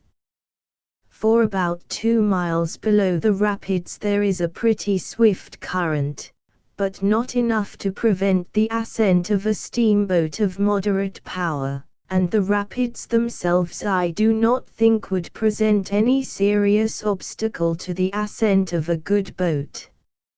In very high water warping might be required. 6 miles below these rapids are what are known as Rink Rapids. This is simply a barrier of rocks, which extends from the westerly side of the river about halfway across. Over this barrier there is a ripple which would offer no great obstacle to the descent of a good canoe. On the easterly sides there is no ripple, and the current is smooth and the water apparently deep. I tried with a 6-foot paddle, but could not reach the bottom. On the 11th of August I met a party of miners coming out who had passed Stewart River a few days before. They saw no sign of Dr. Dawson having been there. This was welcome news for me, as I expected he would have reached that point long before I arrived, on account of the many delays I had met with on the coast range. These miners also gave me the pleasant news that the story told at the coast about the fight with the Indians at Stewart River was false, and stated substantially what I have already repeated concerning it. The same evening I met more miners on their way out, and the next day met 3 boats, each containing 4 men. In the crew of one of them was a son of Captain Moore, from whom the captain got such information as induced him to turn back and accompany them out. Next day, the 13th, I got to the mouth of the Pelly, and found that Dr. Dawson had arrived there on the 11th. The doctor also had experienced many delays, and had heard the same story of the Indian uprising in the interior. I was pleased to find that he was in no immediate want of provisions, the fear of which had caused me a great deal of uneasiness on the way down the river, as it was arranged between us in Victoria that I was to take with me provisions for his party to do them until their return to the coast. The doctor was so much behind the time arranged to meet me that he determined to start for the coast at once. I therefore set about making a short report and plan of my survey to this point, and, as I was not likely to get another opportunity of writing at such length for a year, I applied myself to a correspondence designed to satisfy my friends and acquaintances for the ensuing 12 months. This necessitated 3 days' hard work. On the morning of the 17th the doctor left for the outside world, leaving me with a feeling of loneliness that only those who have experienced it can realize. I remained at the mouth of the Pelly during the next day taking magnetic and astronomical observations, and making some measurements of the river. On the 19th I resumed the survey and reached White River on the 25th. Here I spent most of a day trying to ascend this river, but found it impracticable, on account of the swift current and shallow and very muddy water. The water is so muddy that it is impossible to see through 1/8 of an inch of it. The current is very strong, probably 8 miles or more per hour, and the numerous bars in the bed are constantly changing place. After trying for several hours, the base men succeeded in doing about half a mile only, and I came to the conclusion that it was useless to try to get up this stream to the boundary with canoes. Had it proved feasible, I had intended making a survey of this stream to the boundary, to discover more especially the facilities it offered for the transport of supplies in the event of a survey of the international boundary being undertaken. I reached Stewart River on the 26th.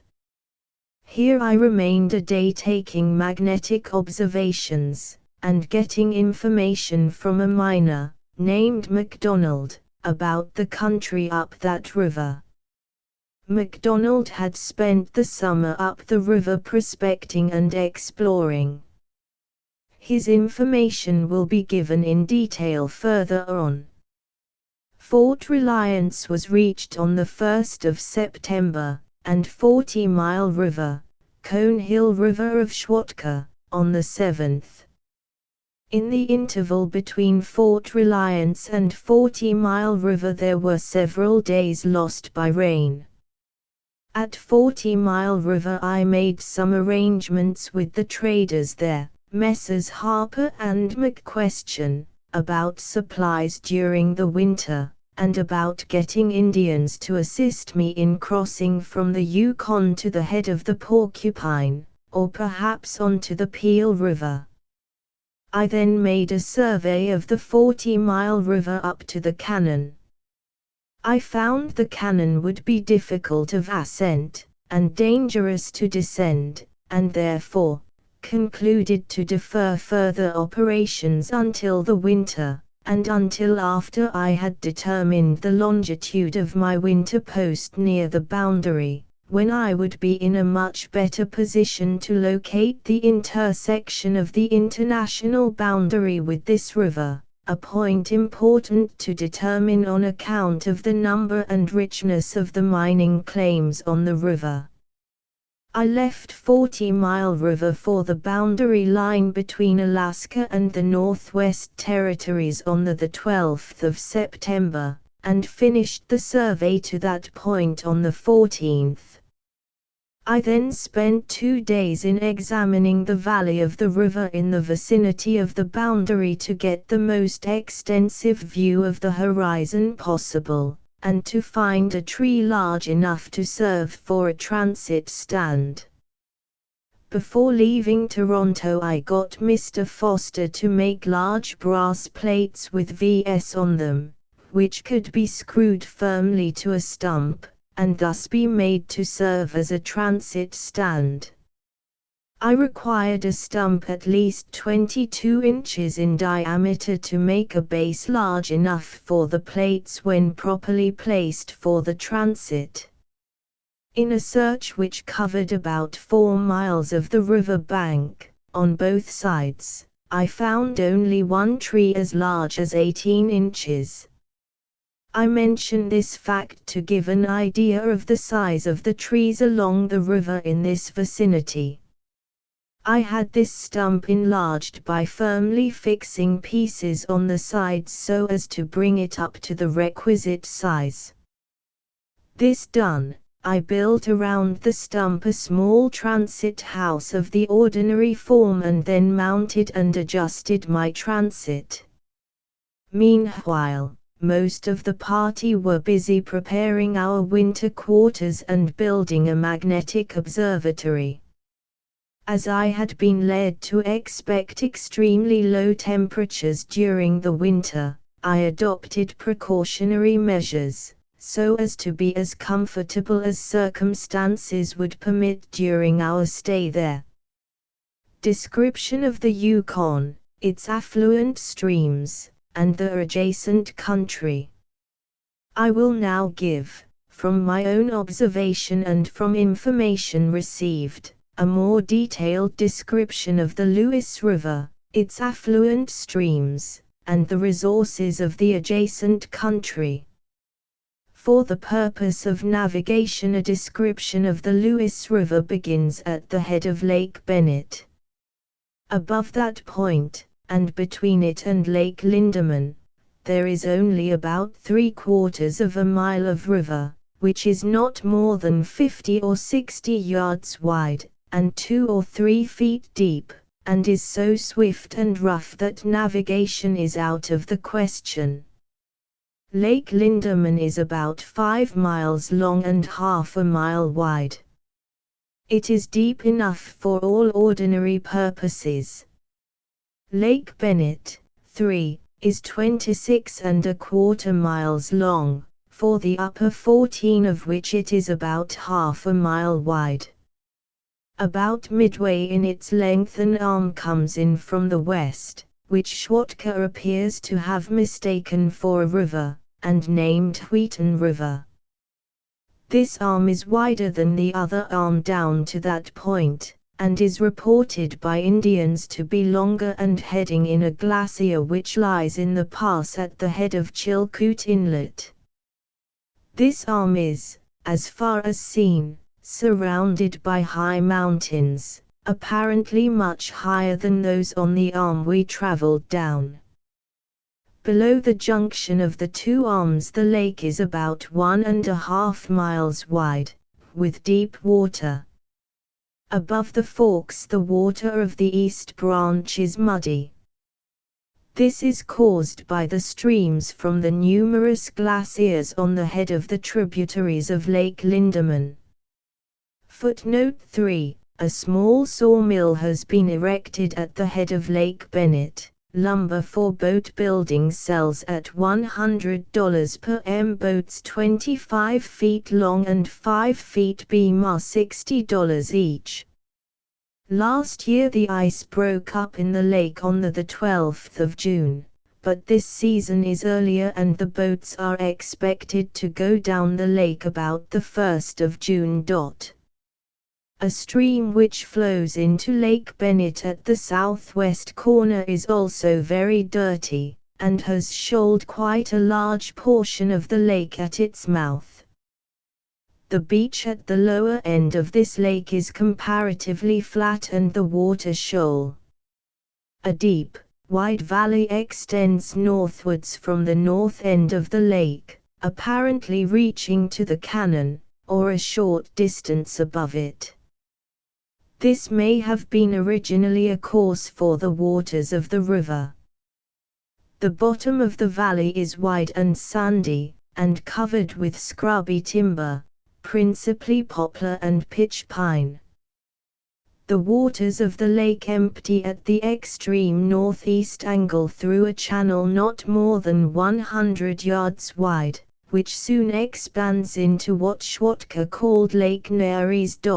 4. Through this narrow channel there is quite a current, and more than 7 feet of water, as a 6-foot paddle and a foot of arm added to its length did not reach the bottom. Footnote 4. The connecting waters between Lake Bennett and Tagish Lake constitute what is now called Caribou Crossing. The hills at the upper end of Lake Lindeman rise abruptly from the water's edge. At the lower end they are neither so steep nor so high. Lake Nares is only 2.5 miles long, and its greatest width is about a mile. It is not deep, but is navigable for boats drawing 5 or 6 feet of water. It is separated from Lake Bennett by a shallow sandy point of not more than 200 yards in length. No streams of any consequence empty into either of these lakes. A small river flows into Lake Bennett on the west side, a short distance north of the fork, and another at the extreme northwest angle, but neither of them is of any consequence in a navigable sense. Lake Nares flows through a narrow curved channel into Bove Lake, Schwatka. This channel is not more than 600 or 700 yards long, and the water in it appears to be sufficiently deep for boats that could navigate the lake. The land between the lakes along this channel is low, swampy, and covered with willows, and, at the stage in which I saw it, did not rise more than 3 feet above the water. The hills on the southwest side slope up easily, and are not high. On the north side the deep valley already referred to borders it, and on the east side the mountains rise abruptly from the lake shore. Bove Lake, called Tagish Lake by Dr. Dawson, is about a mile wide for the first 2 miles of its length, when it is joined by what the miners have called the Windy Arm. One of the Tagish Indians informed me they called it Tacone Lake. Here the lake expands to a width of about 2 miles for a distance of some 3 miles, when it suddenly narrows to about half a mile for a distance of a little over a mile, after which it widens again to about 1.5 miles or more. 10 miles from the head of the lake it is joined by the Taku Arm from the south. This arm must be of considerable length, as it can be seen for a long distance, and its valley can be traced through the mountains much farther than the lake itself can be seen. It is apparently over a mile wide at its mouth or junction. Dr. Dawson includes Bove Lake and these 2 arms under the common name of Tagish Lake. This is much more simple and comprehensive than the various names given them by travelers. These waters collectively are the fishing and hunting grounds of the Tagish Indians, and as they are really one body of water, there is no reason why they should not be all included under one name. From the junction with the Taku Arm to the north end of the lake the distance is about 6 miles, the greater part being over 2 miles wide. The west side is very flat and shallow, so much so that it was impossible in many places to get our canoes to the shore, and quite a distance out in the lake there was not more than 5 feet of water. The members of my party who were in charge of the large boat and outfit, went down the east side of the lake and reported the depth about the same as I found on the west side, with many large rocks. They passed through it in the night in a rainstorm, and were much alarmed for the safety of the boat and provisions. It would appear that this part of the lake requires some improvement to make it in keeping with the rest of the water system with which it is connected. Where the river debouches from it, it is about 150 yards wide, and for a short distance not more than 5 or 6 feet deep. The depth is, however, soon increased to 10 feet or more, and so continues down to what Schwatka calls Marsh Lake.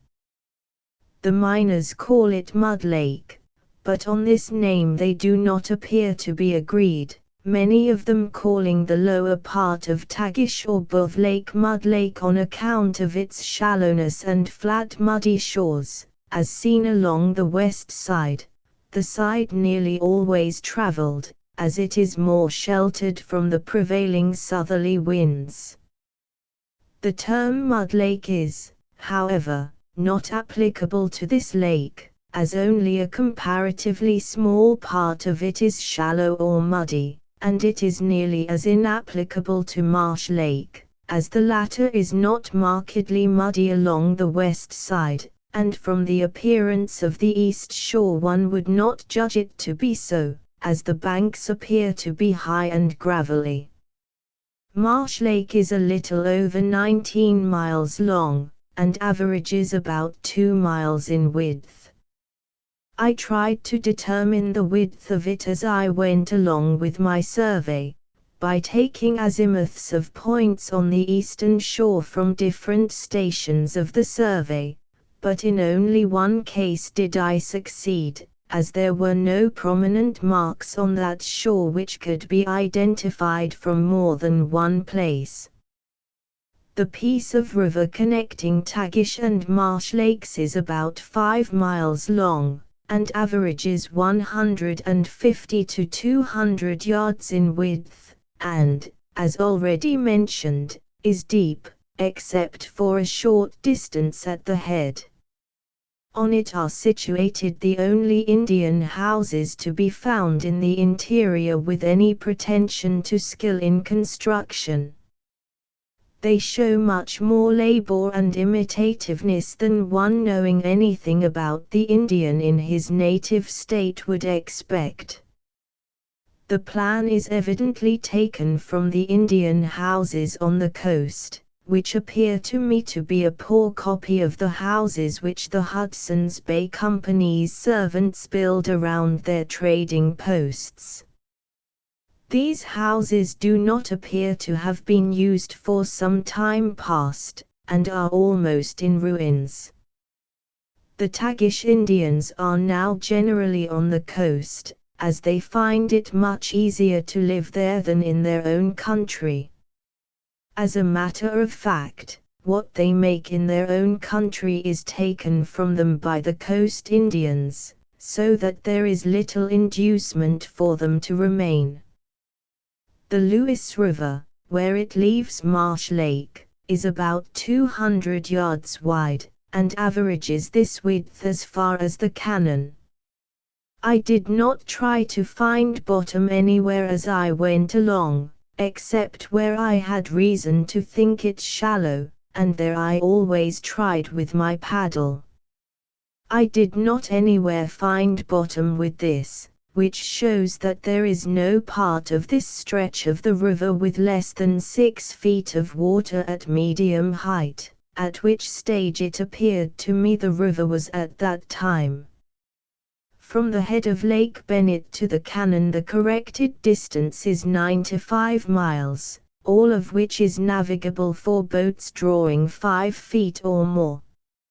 Add to this the westerly arm of Lake Bennett, and the Tacone or windy arm of Tagish Lake, each about 15 miles in length, and the Taku arm of the latter lake, of unknown length, but probably not less than 30 miles. And we have a stretch of water of upwards of 100 miles in length, all easily navigable, and, as has been pointed out, easily connected with Tyar Inlet through the White Pass. No streams of any importance enter any of these lakes so far as I know. A river, called by Schwatka Klondyke River, enters Marsh Lake at the lower end from the east. It occupies a large valley, as seen from the westerly side of the lake, but the stream is apparently unimportant. Another small stream, apparently only a creek, enters the southeast angle of the lake. It is not probable that any stream coming from the east side of the lake is of importance, as the strip of country between the Lewis and Tislintu is not more than 30 or 40 miles in width at this point. The Taku arm of Tagish Lake is, so far, with the exception of reports from Indians, unknown, but it is equally improbable that any river of importance enters it, as it is so near the source of the waters flowing northwards. However, this is a question that can only be decided by a proper exploration. The canon I have already described and will only add that it is 5/8 of a mile long, about 100 feet wide, with perpendicular banks of basaltic rock from 60 to 100 feet high. Below the canon proper there is a stretch of rapids for about a mile, then about half a mile of smooth water, following which are the White Horse Rapids, which are 3/8 of a mile long, and unsafe for boats. The total fall in the canon and succeeding rapids was measured and found to be 32 feet. Were it ever necessary to make this part of the river navigable, it will be no easy task to overcome the obstacles at this point, but a tram or railway could, with very little difficulty, be constructed along the east side of the river past the canon. For some distance below the White Horse Rapids the current is swift and the river wide, with many gravel bars. The reach between these rapids and Lake Labarge, a distance of 27.5 miles, is all smooth water, with a strong current. The average width is about 150 yards. There is no impediment to navigation other than the swift current, and this is no stronger than on the lower part of the river, which is already navigated, nor is it worse than on the Saskatchewan and Red Rivers in the more eastern part of our territory. About midway in this stretch the Tarkina River, 5, joins the Lewis. This river is, apparently, about half the size of the latter. Its waters are muddy, indicating the passage through a clayey district. I got some indefinite information about this river, from an Indian who happened to meet me just below its mouth, but I could not readily make him understand me, and his replies were a compound of Chinook, Tagish, and signs, and therefore largely unintelligible. From what I could understand with any certainty, the river was easy to descend, there being no bad rapids, and it came out of a lake much larger than any I had yet passed. Footnote 5. The Tarkina was formerly much used by the Chilkat Indians as a means of reaching the interior, but never by the miners owing to the distance from the sea to its head. Here I may remark that I have invariably found it difficult to get reliable or definite information from Indians. The reasons for this are many. Most of the Indians it has been my lot to meet are expecting to make something, and consequently are very chary about doing or saying anything unless they think they will be well rewarded for it. They are naturally very suspicious of strangers, and it takes some time, and some knowledge of their language, to overcome this suspicion and gain their confidence. If you begin at once to ask questions about their country, without previously having them understand that you have no unfriendly motive in doing so, they become alarmed, and although you may not meet with a positive refusal to answer questions, you make very little progress in getting desired information. On the other hand, I have met cases where, either through fear or hope of reward, they were only too anxious to impart all they knew or had heard, and even more if they thought it would please their hearer. I need hardly say that such information is often not at all in accordance with the facts. I have several times found that some act of mine when in their presence has aroused either their fear, superstition or cupidity. As an instance, on the Bell River I met some Indians coming downstream as I was going up. We were ashore at the time, and invited them to join us. They started to come in, but very slowly, and all the time kept a watchful eye on us. I noticed that my double-barreled shotgun was lying at my feet, loaded, and picked it up to unload it, as I knew they would be handling it after landing. This alarmed them so much that it was some time before they came in, and I don't think they would have come ashore at all had they not heard that a party of white men of whom we answered the description, were coming through that way. They had learned this from the Hudson's Bay Company's officers, and concluded we were the party described to them. After drinking some of our tea, and getting a supply for themselves, they became quite friendly and communicative. I cite these as instances of what one meets with who comes in contact with Indians, and of how trifles affect them. A sojourn of 2 or 3 days with them and the assistance of a common friend would do much to disabuse them of such ideas, but when you have no such aids you must not expect to make much progress. Lake Labarge is 31 miles long. In the upper 13 it varies from 3 to 4 miles in width. It then narrows to about 2 miles for a distance of 7 miles, when it begins to widen again, and gradually expands to about 2.5 or 3 miles, the lower 6 miles of it maintaining the latter width. The survey was carried along the western shore, and while so engaged I determined the width of the upper wide part by triangulation at 2 points, the width of the narrow middle part at 3 points, and the width of the lower part, at 3 points.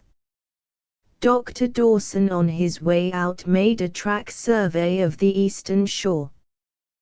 The western shore is irregular in many places, being indented by large bays, especially at the upper and lower ends. These bays are, as a rule, shallow, more especially those at the lower end. Just above where the lake narrows in the middle there is a large island.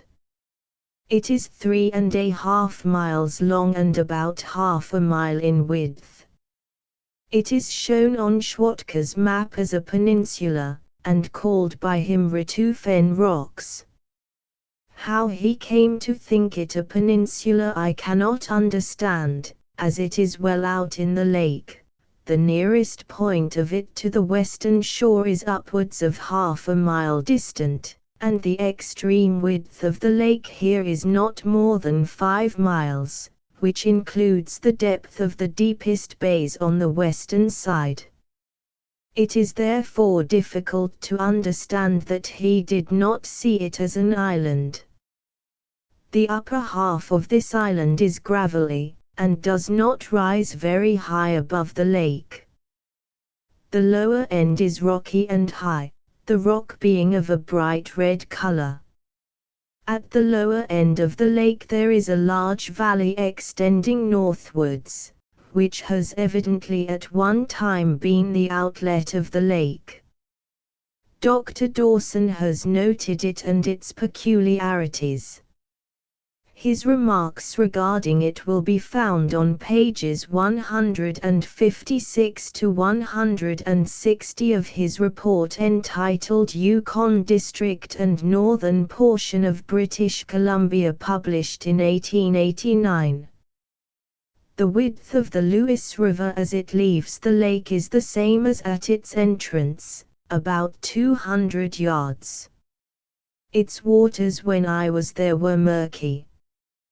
This is caused by the action of the waves on the shore along the lower end of the lake. The water at the upper end and at the middle of the lake is quite clear, so much so that the bottom can be distinctly seen at a depth of 6 or 7 feet. The wind blows almost constantly down this lake, and in a high wind it gets very rough. The miners complain of much detention owing to this cause, and certainly I cannot complain of a lack of wind while I was on the lake. This lake was named after one Mike Labarge, who was engaged by the Western Union Telegraph Company, exploring the river and adjacent country for the purpose of connecting Europe and America by telegraph through British Columbia and Alaska, and across Bering Strait to Asia, and thence to Europe. This exploration took place in 1867, but it does not appear that Labarge then, nor for some years after, saw the lake called by his name. The successful laying of the Atlantic cable in 1866 put a stop to this project, and the exploring parties sent out were recalled as soon as word could be got to them. It seems that Labarge had got up as far as the Pelly before he received his recall.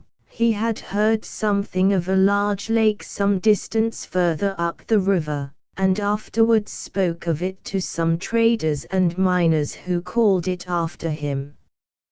After leaving Lake Labarge, the river, for a distance of about 5 miles, preserves a generally uniform width and an easy current of about 4 miles per hour.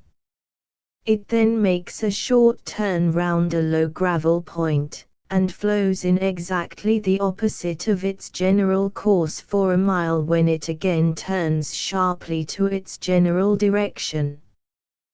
The current around this curve and for some distance below it, in all 4 or 5 miles, is very swift.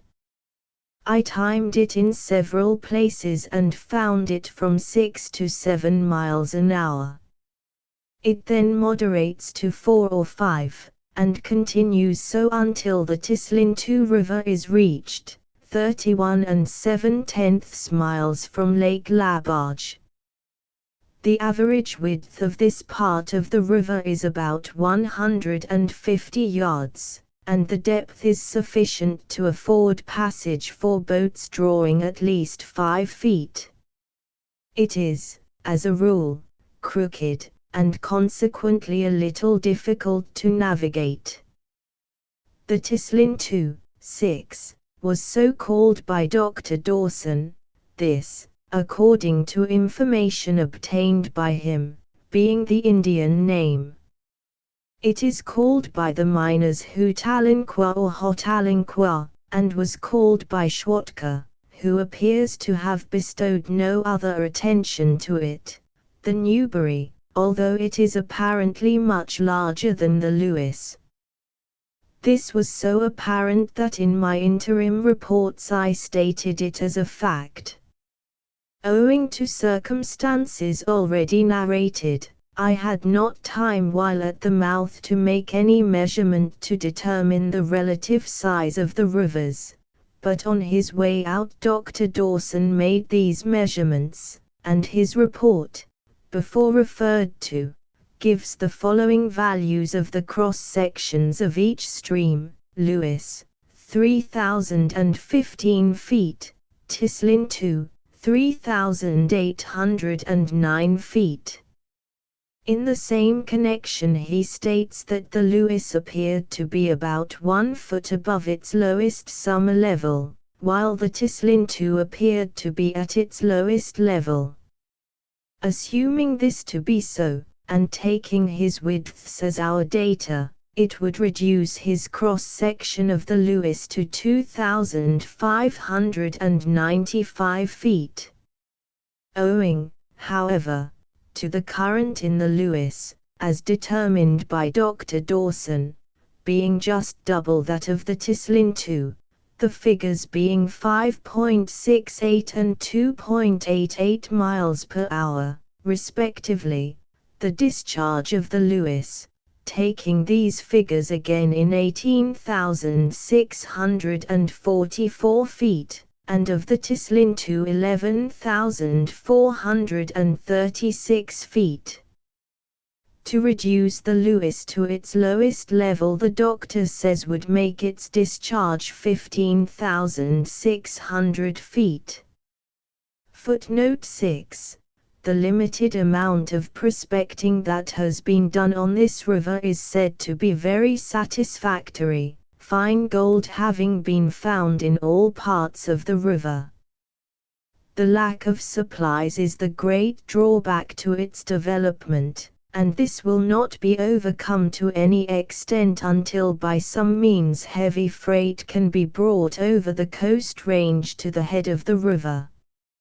Indeed, owing to the difficulties attending access and transportation, the great drawback to the entire Yukon district at present is the want of heavy mining machinery and the scarcity of supplies. The government, being aware of the requirements and possibilities of the country, has undertaken the task of making preliminary surveys for trails and railroads, and no doubt in the near future the avenue for better and quicker transportation facilities will be opened up. The water of the Tislin 2 is of a dark brown color, similar in appearance to the Ottawa River water, and a little turbid. Notwithstanding the difference of volume of discharge, the Tislin 2 changes completely the character of the river below the junction, and a person coming up the river would, at the forks, unhesitatingly pronounce the Tislin 2 the main stream. The water of the Lewis is blue in color, and at the time I speak of was somewhat dirty, not enough so, however, to prevent one seeing to a depth of 2 or 3 feet. At the junction of the Lewis and Tislin 2 I met 2 or 3 families of the Indians who hunt in the vicinity. One of them could speak a little Chinook.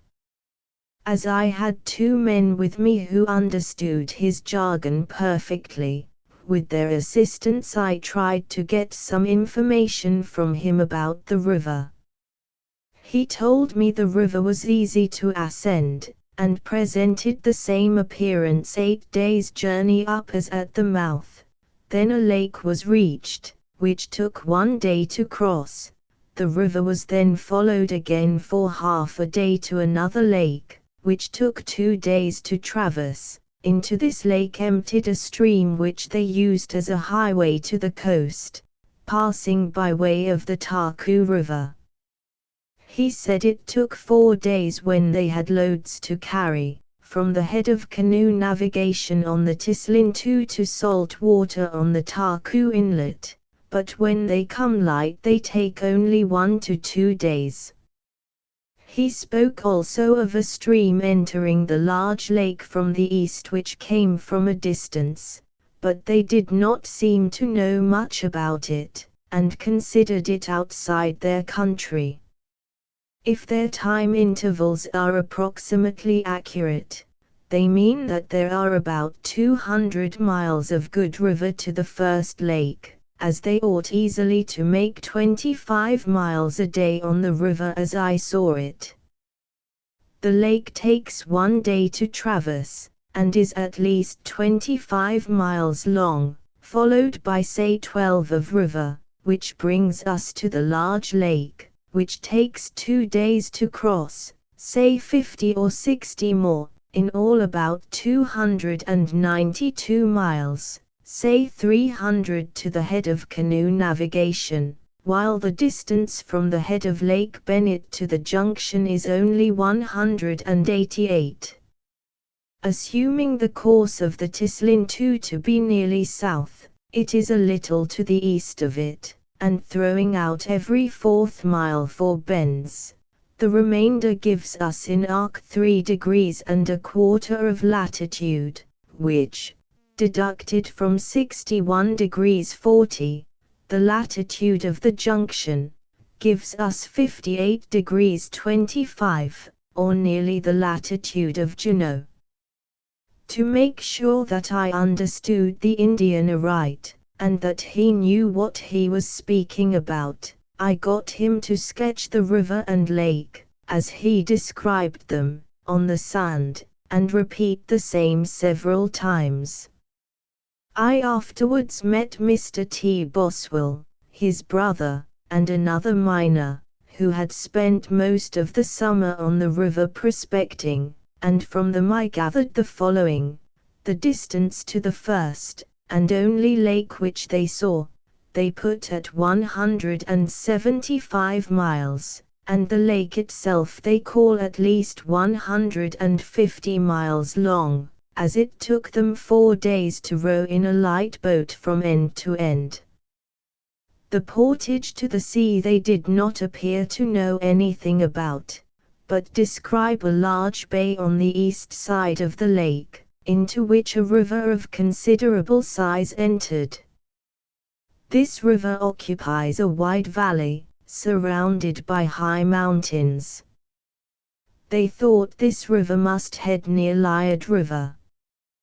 This account differs materially from that given by the Indian, and to put them on their guard, I told them what he had told me, but they still persisted in their story, which I find differs a good deal from the account they gave Dr. Dawson, as incorporated in his report.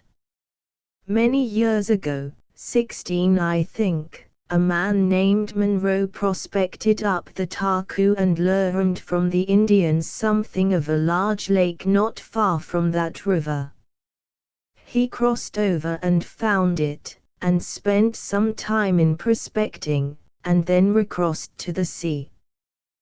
This man had been at 40 Mile River, and I heard from the miners there his account of the appearance of the lake, which amounted generally to this: the Boswells did not know anything about it.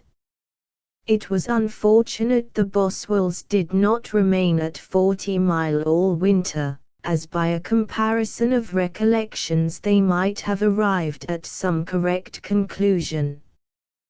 Conflicting as these descriptions are, one thing is certain: this branch, if it has not the greater discharge, is the longer and more important of the two, and offers easy and uninterrupted navigation for more than double the distance which the Lewis does, the Cannon being only 90 miles above the mouth of the Tislin II. The Boswells reported it as containing much more useful timber than the Lewis, which indeed one would infer from its lower altitude.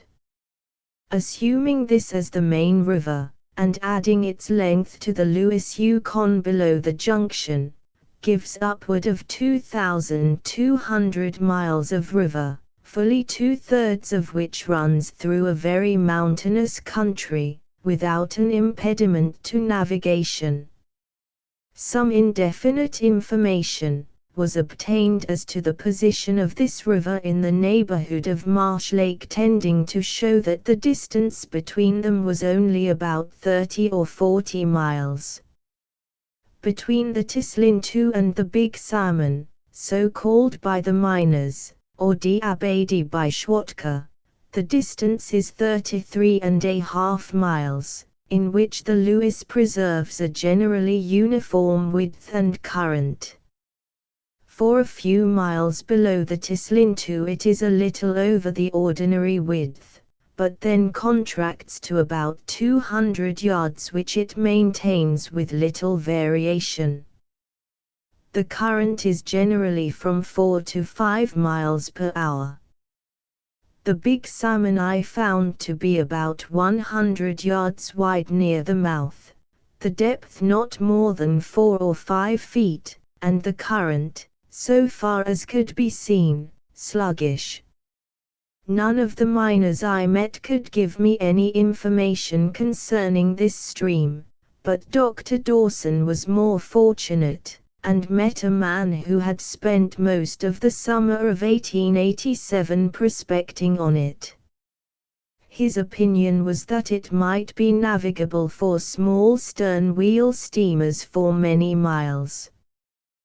The valley, as seen from the mouth, is wide, and gives one the impression of being occupied by a much more important stream. Looking up it, in the distance could be seen many high peaks covered with snow. As the date was August, it is likely they are always so covered, which would make their probable altitude above the river 5,000 feet or more. Dr. Dawson, in his report, incorporates fully the notes obtained from the miners. I will trespass so far on these as to say that they called the distance to a small lake near the head of the river, 190 miles from the mouth. This lake was estimated to be 4 miles in length. Another lake about 12 miles above this was estimated to be 24 miles long, and its upper end distant only about 8 miles from the Ladue. These distances, if correct, make this river much more important than a casual glance at it would indicate. This, however, will be more fully spoken of under its proper head. Just below the Big Salmon the Lewis takes a bend of nearly a right angle. Its course from the junction with the Tarkina to this point is generally a little east of north. At this point it turns to nearly west for some distance. Its course between here and its confluence with the Pelly is northwest, and, I may add, it preserves this general direction down to the confluence with the Porcupine. The river also changes in another respect. It is generally wider, and often expands into what might be called lakes, in which are islands. Some of the lakes are of considerable length, and well timbered. To determine which channel is the main one, that is, which carries the greatest volume of water, or is best available for the purposes of navigation, among these islands, would require more time than I could devote to it on my way down. Consequently, I cannot say more than that I have no reason to doubt that a channel giving 6 feet or more of water could easily be found. Whenever, in the main channel, I had reason to think the water shallow, I tried it with my paddle, but always failed to find bottom, which gives upward of 6 feet. Of course I often found less than this, but not in what I considered the main channel. 36¼ miles below the Big Salmon, the Little Salmon, the Daly of Schwatka, enters the Lewis. This river is about 60 yards wide at the mouth, and not more than 2 or 3 feet in depth. The water is clear and of a brownish hue. There is not much current at the mouth, nor as far as can be seen up the stream. The valley, which, from the mouth, does not appear extensive, bears northeast for some distance, when it appears to turn more to the east. 6 or 7 miles up, and apparently on the north side, some high cliffs of red rock, apparently granite, can be seen. It is said that some miners have prospected this stream, but I could learn nothing definite about it.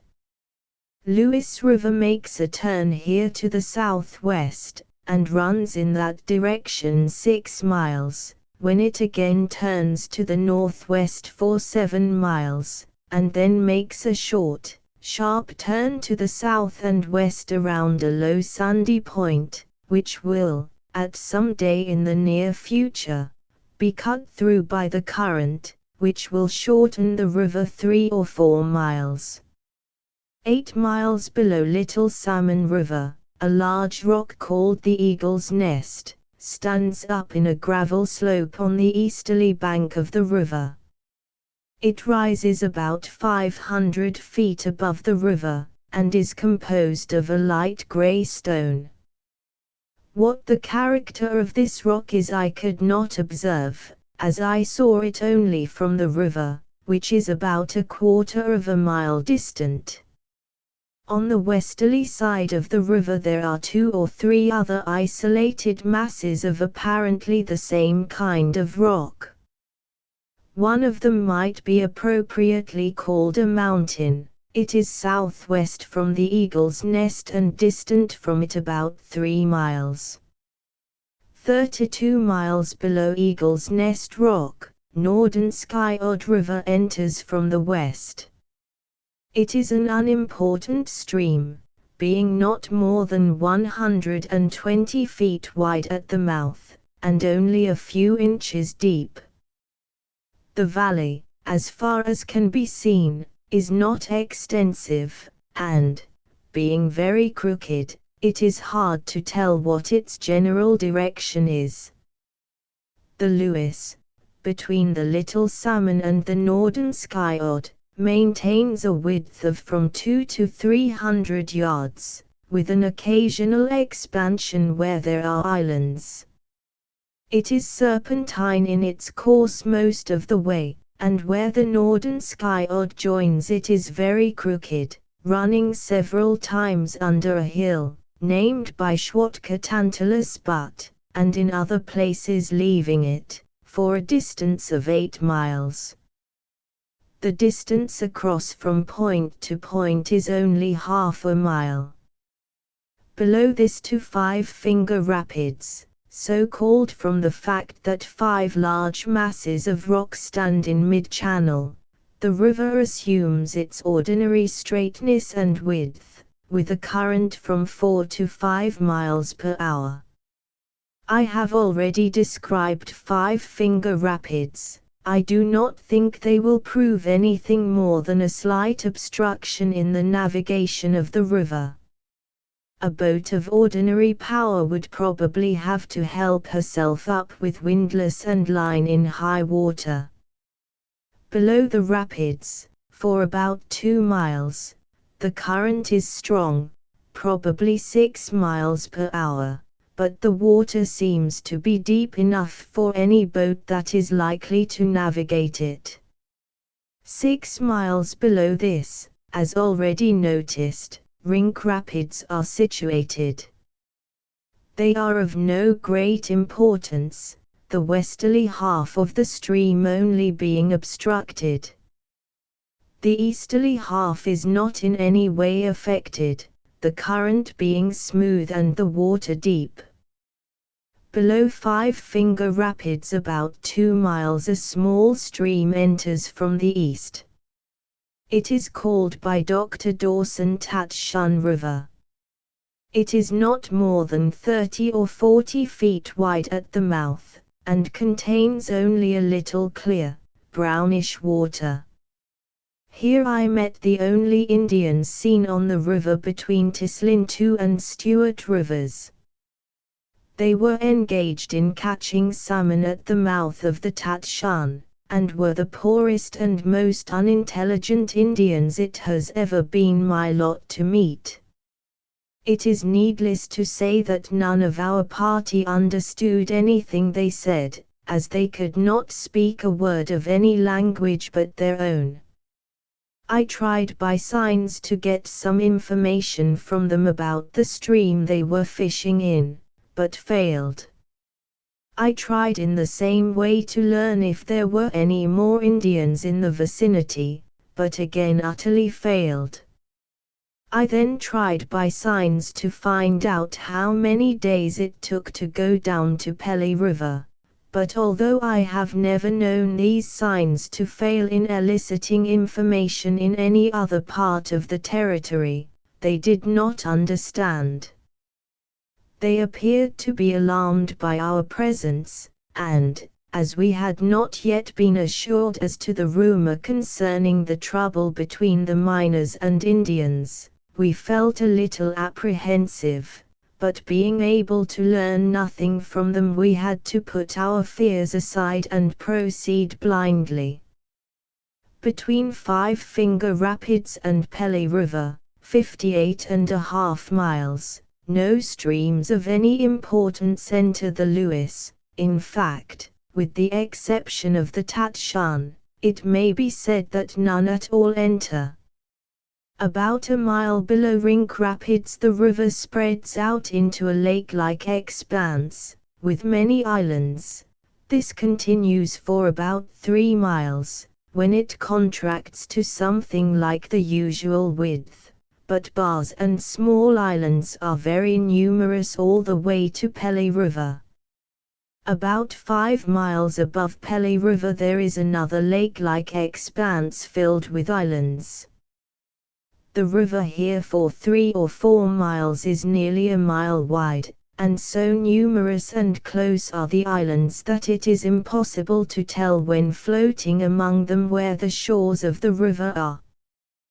The current, too, is swift, leading one to suppose the water shallow, but I think even here a channel deep enough for such boats as will navigate this part of the river can be found. Schwatka named this group of islands Ingersoll Islands. At the mouth of the Pelly the Lewis is about half a mile wide, and here too there are many islands, but not in groups as at Ingersoll Islands. About a mile below the Pelly, just at the ruins of Fort Selkirk, the Yukon was found to be 565 yards wide, about 2/3 being 10 feet deep, with a current of about 4 3/4 miles per hour. The remaining third was more than half taken up by a bar, and the current between it and the south shore was very slack. Pelly River at its mouth is about 200 yards wide, and continues this width as far up as could be seen. Dr. Dawson made a survey and examination of this river, which will be found in his report already cited, Yukon District and Northern British Columbia.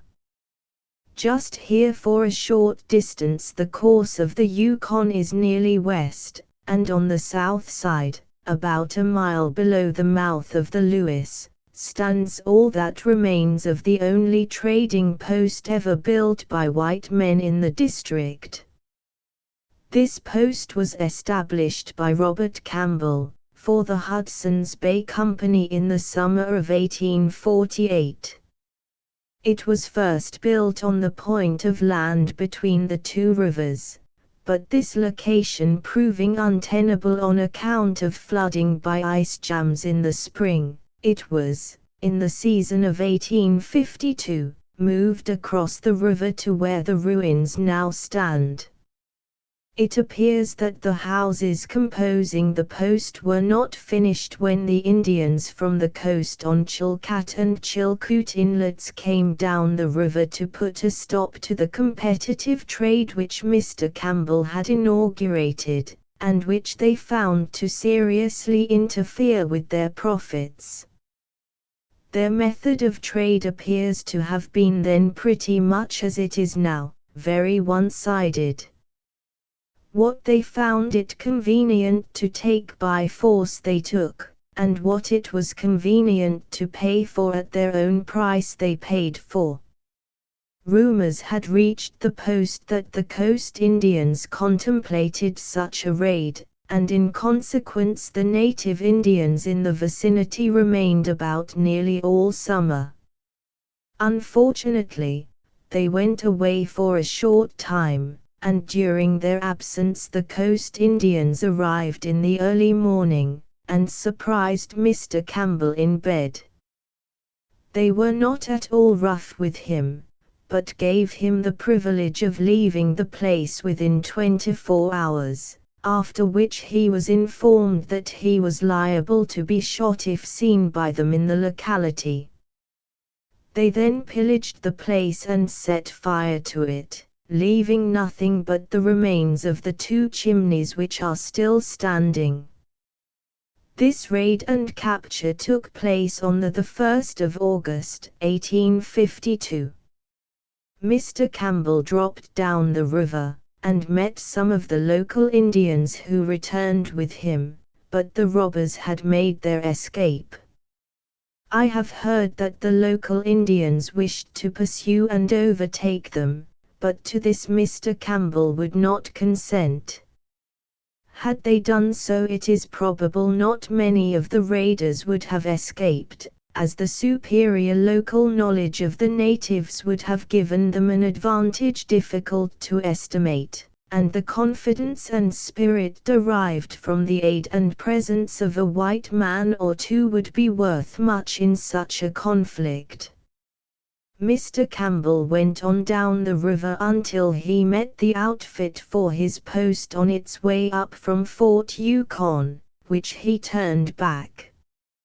He then ascended the Pelly, crossed to the Ladue, and reached Fort Simpson, on the Mackenzie, late in October. Mr. Campbell's first visit to the site of Fort Selkirk was made in 1840, under instructions from Sir George Simpson, then governor of the Hudson's Bay Company. He crossed from the headwaters of the Ladue to the waters of the Pelly. It appears the Pelly, where he struck it, was a stream of considerable size, for he speaks of its appearance when he first saw it from Pelly banks, the name given the bank from which he first beheld it, as a splendid river in the distance. In June, 1843, he descended the Pelly to its confluence with the larger stream, which he named the Lewis. Here he found many families of the native Indians, Wood Indians he called them.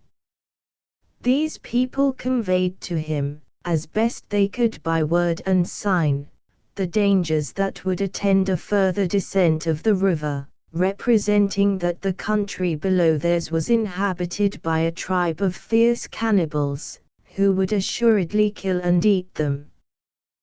This so terrified his men that he had to return by the way he came, pursued, as he afterwards learned, by the Indians, who would have murdered himself and party had they got a favorable opportunity. Thus it was not until 1850 that he could establish, what he says he all along believed, that the Pelly and Yukon were identical. This he did by descending the river to where the Porcupine joins it, and where in 1847 Fort Yukon was established by Mr. A. H. Murray for the Hudson's Bay Company. With reference to the tales told him by the Indians of bad people outside of their country, I may say that Mackenzie tells pretty much the same story of the Indians on the Mackenzie when he discovered and explored that river in 1789. He had the advantage of having Indians along with him whose language was radically the same as that of the people he was coming among, and his statements are more explicit and detailed. Everywhere he came in contact with them they manifested, first, dread of himself and party, and when friendship and confidence were established they nearly always tried to detain him by representing the people in the direction he was going as unnaturally bloodthirsty and cruel, sometimes asserting the existence of monsters with supernatural powers, as at Manitou Island, a few miles below the present Fort Good Hope, and the people on a very large river far to the west of the Mackenzie, probably the Yukon. They described to him as monsters in size, power and cruelty. In our own time, after the intercourse that there has been between them and the whites, more than a suspicion of such unknown, cruel people lurks in the minds of many of the Indians. It would be futile for me to try to ascribe an origin for these fears, my knowledge of their language and idiosyncrasies being so limited. Nothing more was ever done in the vicinity of Fort Selkirk, 7, by the Hudson's Bay Company after these events, and in 1869 the company was ordered by Captain Charles W. Raymond, who represented the United States government, to evacuate the post at Fort Yukon, he having found that it was west of the 141st meridian. The post was occupied by the company, however, for some time after the receipt of this order, and until Rampart House was built, which was intended to be on British territory, and to take the trade previously done at Fort Yukon. Footnote 7. This is now a winter port for steamboats of the North American Transportation and Trading Company, plying the Yukon and its tributaries. There is also a trading post here owned by Harper and Ladue. Under present conditions the company cannot very well compete with the Alaska Commercial Company, whose agents do the only trade in the district, 8, and they appear to have abandoned, for the present at least, all attempt to do any trade nearer to it than Rampart House, to which point, notwithstanding the distance and difficulties in the way, many of the Indians on the Yukon make a trip every 2 or 3 years to procure goods in exchange for their furs. The clothing and blankets brought in by the Hudson's Bay Company they claim are much better than those traded on their own river by the Americans. Those of them that I saw who had any English blankets exhibited them with pride, and exclaimed good. They point to an American blanket in contempt, with the remark no good, and speak of their clothing in the same way. Footnote 8. Since the date of this report the North American Transportation and Trading Company, better known in the Yukon Valley as Captain Healy's Company, has established a number of posts on the river. On many maps of Alaska a place named Reed's House is shown on or near the upper waters of Stewart River. I made enquiries of all whom I thought likely to know anything concerning this post, but failed to elicit any information showing that there ever had been such a place.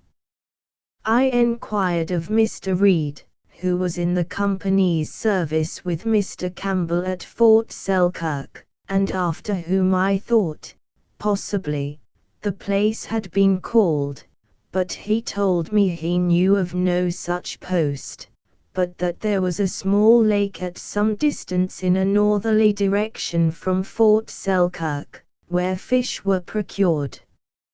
A sort of shelter had been made at that point for the fishermen, and a few furs might have been obtained there, but it was never regarded as a trading post. Below Fort Selkirk, the Yukon River is from 500 to 600 yards broad, and maintains this width down to White River, a distance of 9 to 6 miles. Islands are numerous, so much so that there are very few parts of the river where there are not one or more in sight. Many of them are of considerable size, and nearly all are well timbered. Bars are also numerous, but almost all are composed of gravel, so that navigators will not have to complain of shifting sandbars. The current as a general thing is not so rapid as in the upper part of the river, averaging about 4 miles per hour. The depth in the main channel was always found to be more than 6 feet.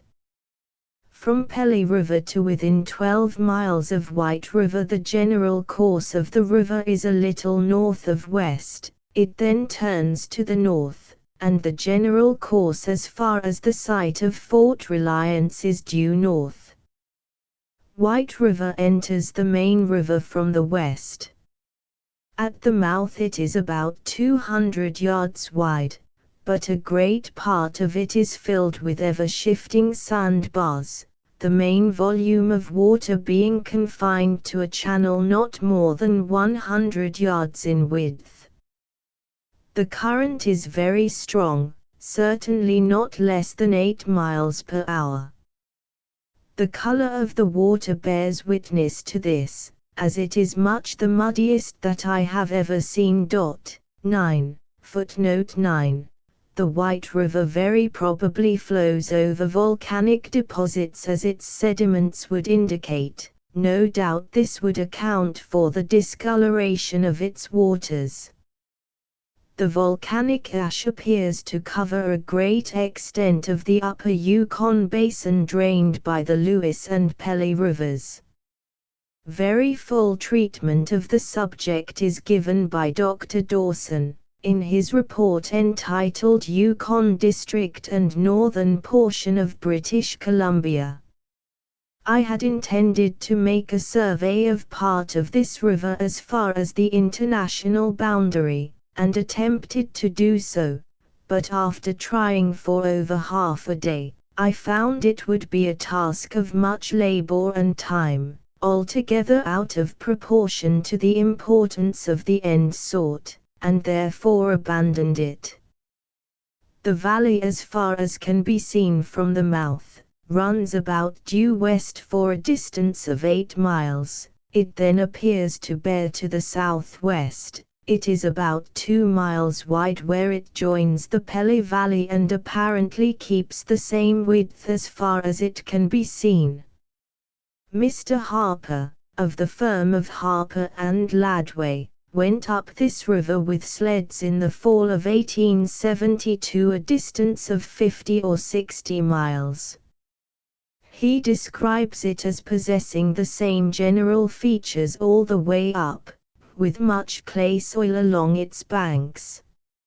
Its general course, as sketched by him on a map of mine, is for a distance of about 30 miles a little northwest, thence southwest 30 or 35 miles, when it deflects to the northwest running along the base of a high mountain ridge.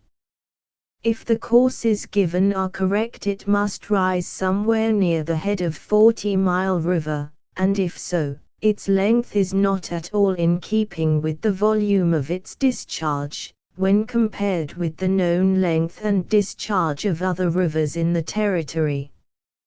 Mr. Harper mentioned an extensive flat south of the mountain range spoken of, across which many high mountain peaks could be seen. One of these he thought must be Mount St. Elias, as it overtopped all the others, but, as Mount St. Elias is about 180 miles distant, his conclusion is not tenable. From his description of this mountain, it must be more than twice the height of the highest peaks seen anywhere on the lower river, and consequently must be 10 or 12,000 feet above the sea. He stated that the current in the river was very swift, as far as he ascended, and the water muddy. The water from this river, though probably not a fourth of the volume of the Yukon, discolors the water of the latter completely, and a couple of miles below the junction the whole river appears almost as dirty as White River. Between White and Stewart rivers, 10 miles, The river spreads out to a mile and upwards in width, and is a maze of islands and bars.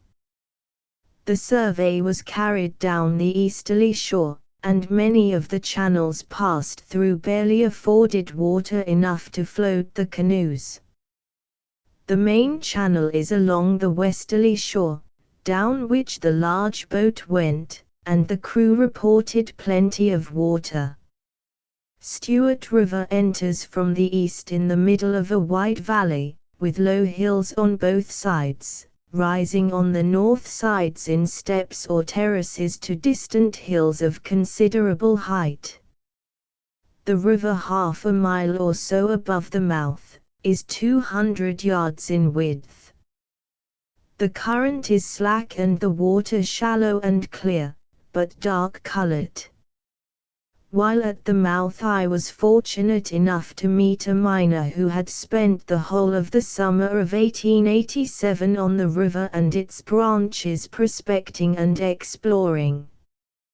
He gave me a good deal of information of which I give a summary. He is a native of New Brunswick, Alexander MacDonald by name, and has spent some years mining in other places, but was very reticent about what he had made or found.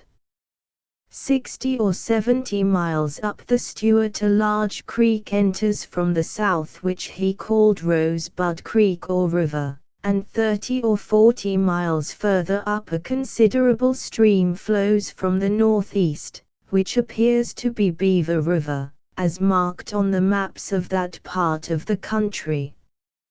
From the head of this stream he floated down on a raft, taking 5 days to do so.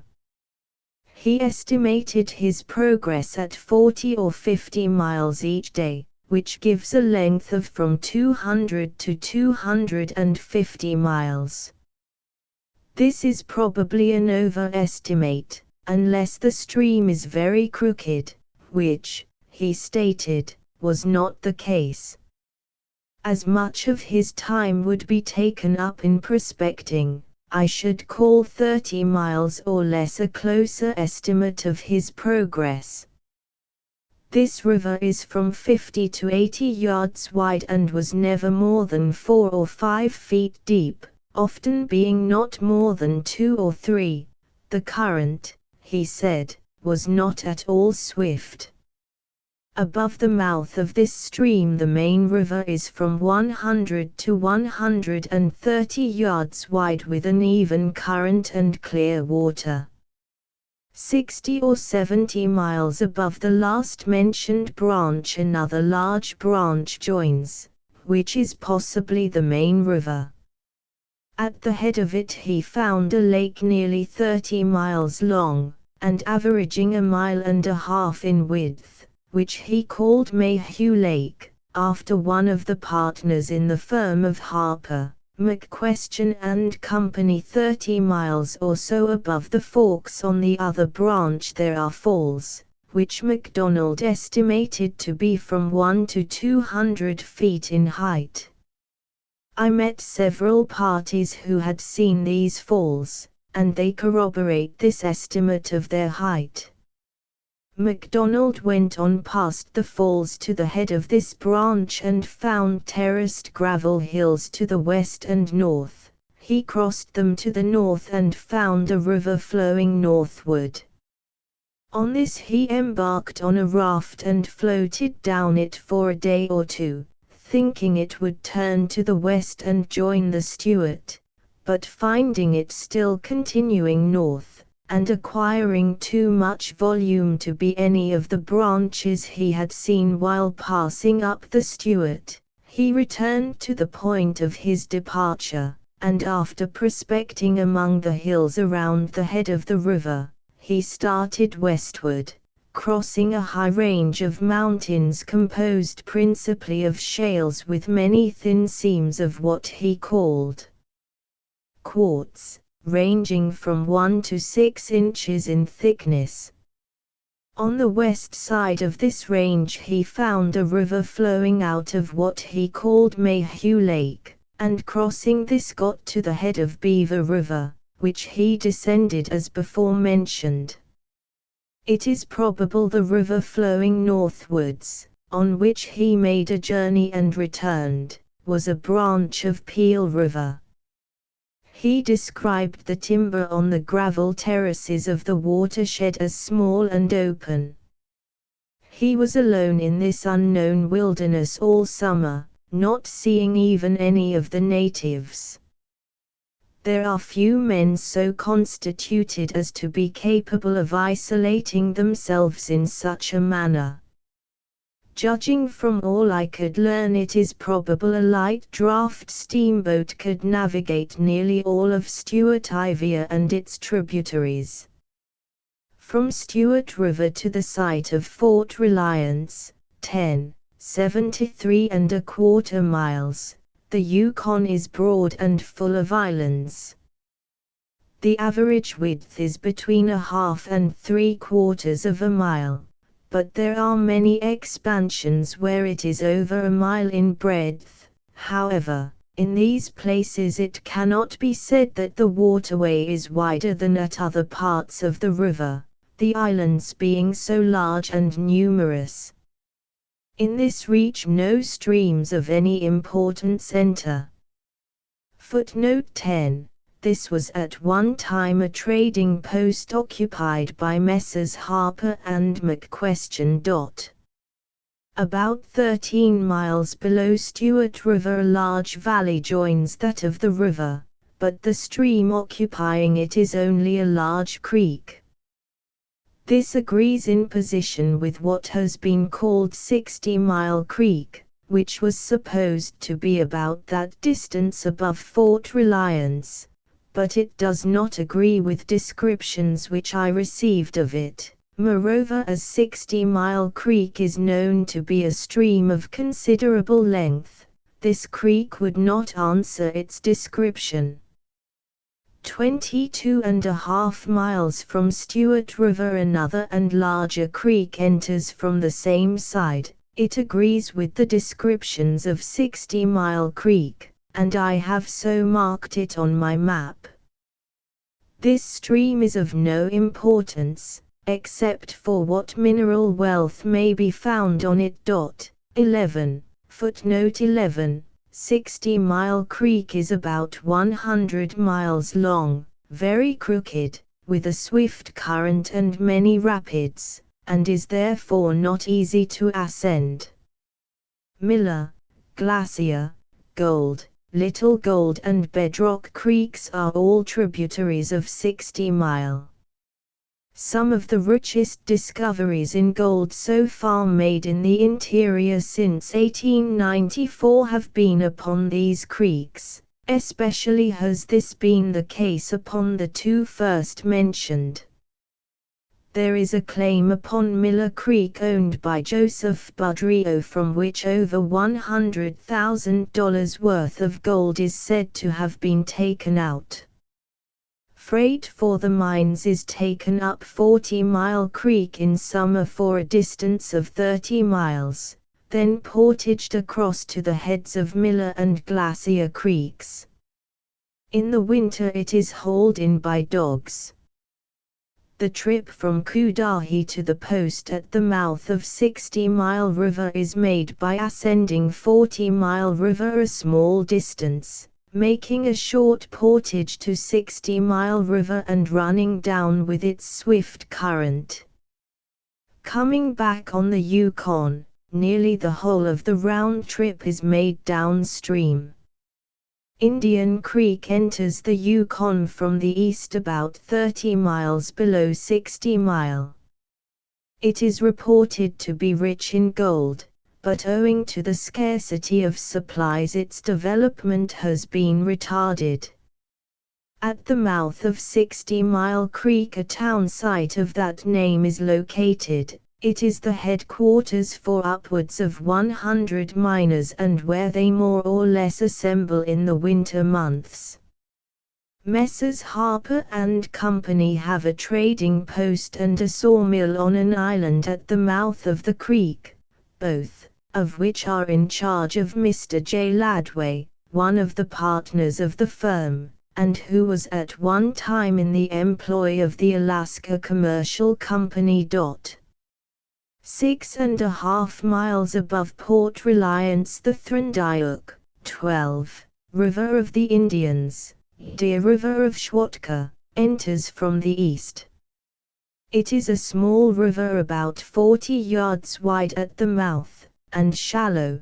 The water is clear and transparent, and of beautiful blue color. The Indians catch great numbers of salmon here.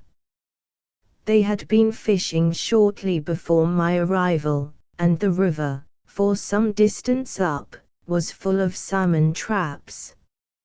Footnote 12. Dawson City is situated at the mouth of the Klondyke, now known as Klondike, and although it was located only a few months ago, it is the scene of great activity. Very rich deposits of gold have been lately found on Bonanza Creek and other affluents of the Klondike. A miner had prospected up this river for an estimated distance of 40 miles, in the season of 1887. I did not see him, but got some of his information at second hand. The water being so beautifully clear, I thought it must come through a large lake not far up, but as far as he had gone no lakes were seen. He said the current was comparatively slack, with an occasional ripple or small rapid. Where he turned back, the river is surrounded by high mountains, which were then covered with snow, which accounts for the purity and clearness of the water.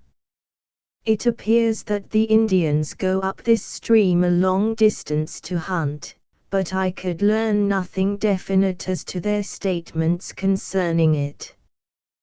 12.5 miles below Fort Reliance, the Chandindu River, as named by Schwatka, enters from the east. It is 30 to 40 yards wide at the mouth, very shallow, and for half a mile up is one continuous rapid. Its valley is wide and can be seen for a long distance looking northeastward from the mouth. Between Fort Reliance and 40 Mile River, called Cone Hill River by Schwatka, the Yukon assumes its normal appearance, having fewer islands and being narrower, averaging 400 to 600 yards wide, and the current being more regular. This stretch is 4 to 6 miles long, but was estimated by the traders at 40, from which the 40 Mile River took its name. 40 Mile River, 13, joins the main river from the west. Its general course as far up as the international boundary, a distance of 23 miles, is southwest. After this it is reported by the miners to run nearer south. Many of them claim to have ascended this stream for more than 100 miles, and speak of it there as quite a large river. They say that at that distance it has reached the level of the plateau, and the country adjoining it they describe as flat and swampy, rising very little above the river. It is only a short distance across to the Tanana River, a large tributary of the Yukon, which is here described as an important stream. However, only about 23 miles of 40 Mile River are in Canada, and the upper part of it and its relation to other rivers in the district have no direct interest for us.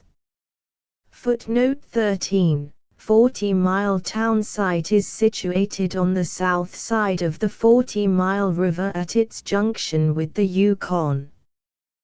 The Alaska Commercial Company has a station here which was for some years in charge of L.N. McQuestion. There are also several blacksmith shops, restaurants, billiard halls, bakeries, an opera house and so on.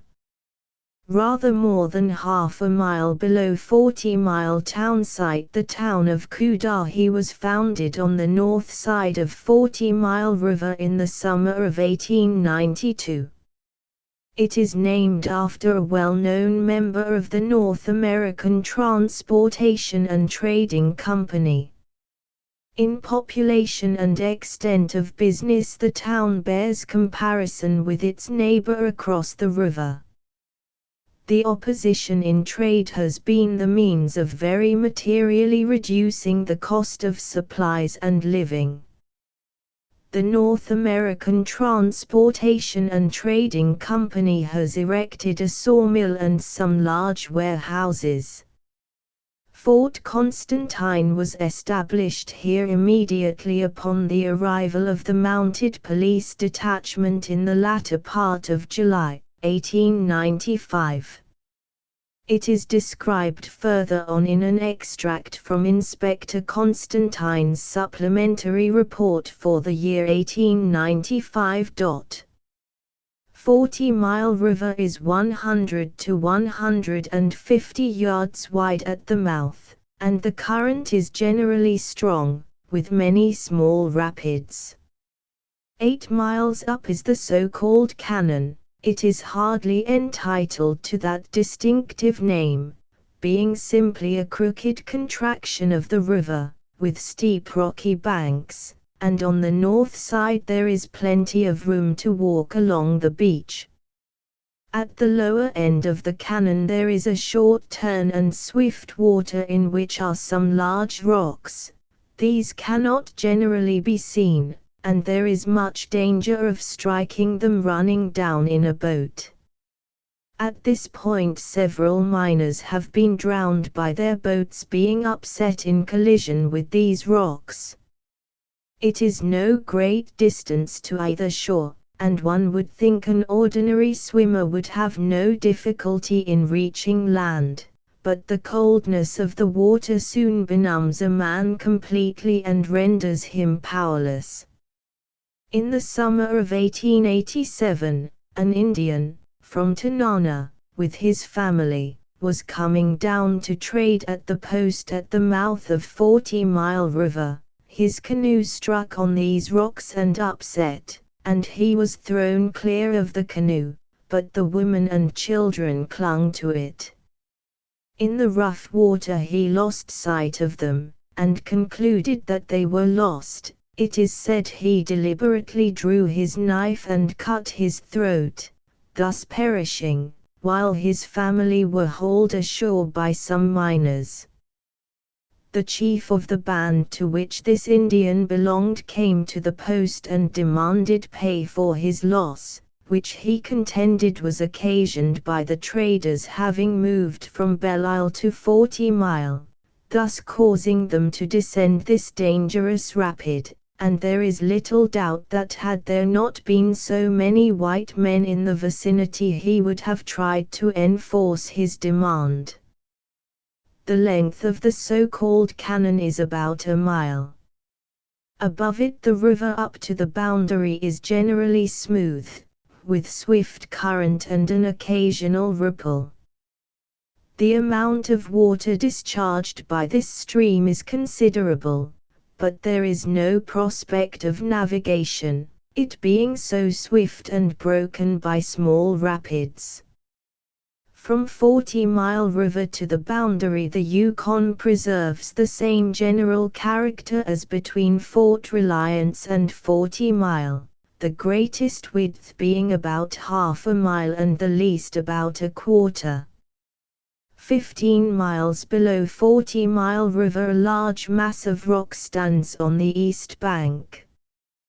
This was named by Schwatka Roquette Rock but is known to the traders as Old Woman Rock, a similar mass, on the west side of the river, being known as Old Man Rock.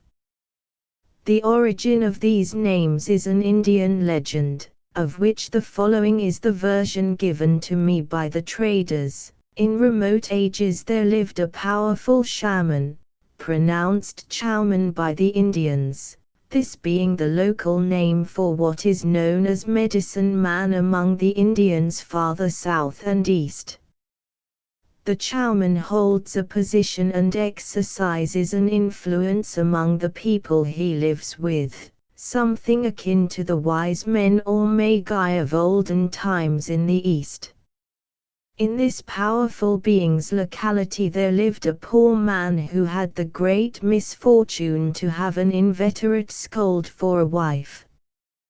He bore the infliction for a long time without murmuring, in hopes that she would relent, but time seemed only to increase the affliction. At length, growing weary of the unceasing torment, he complained to the Chowman, who comforted him, and sent him home with the assurance that all would soon be well.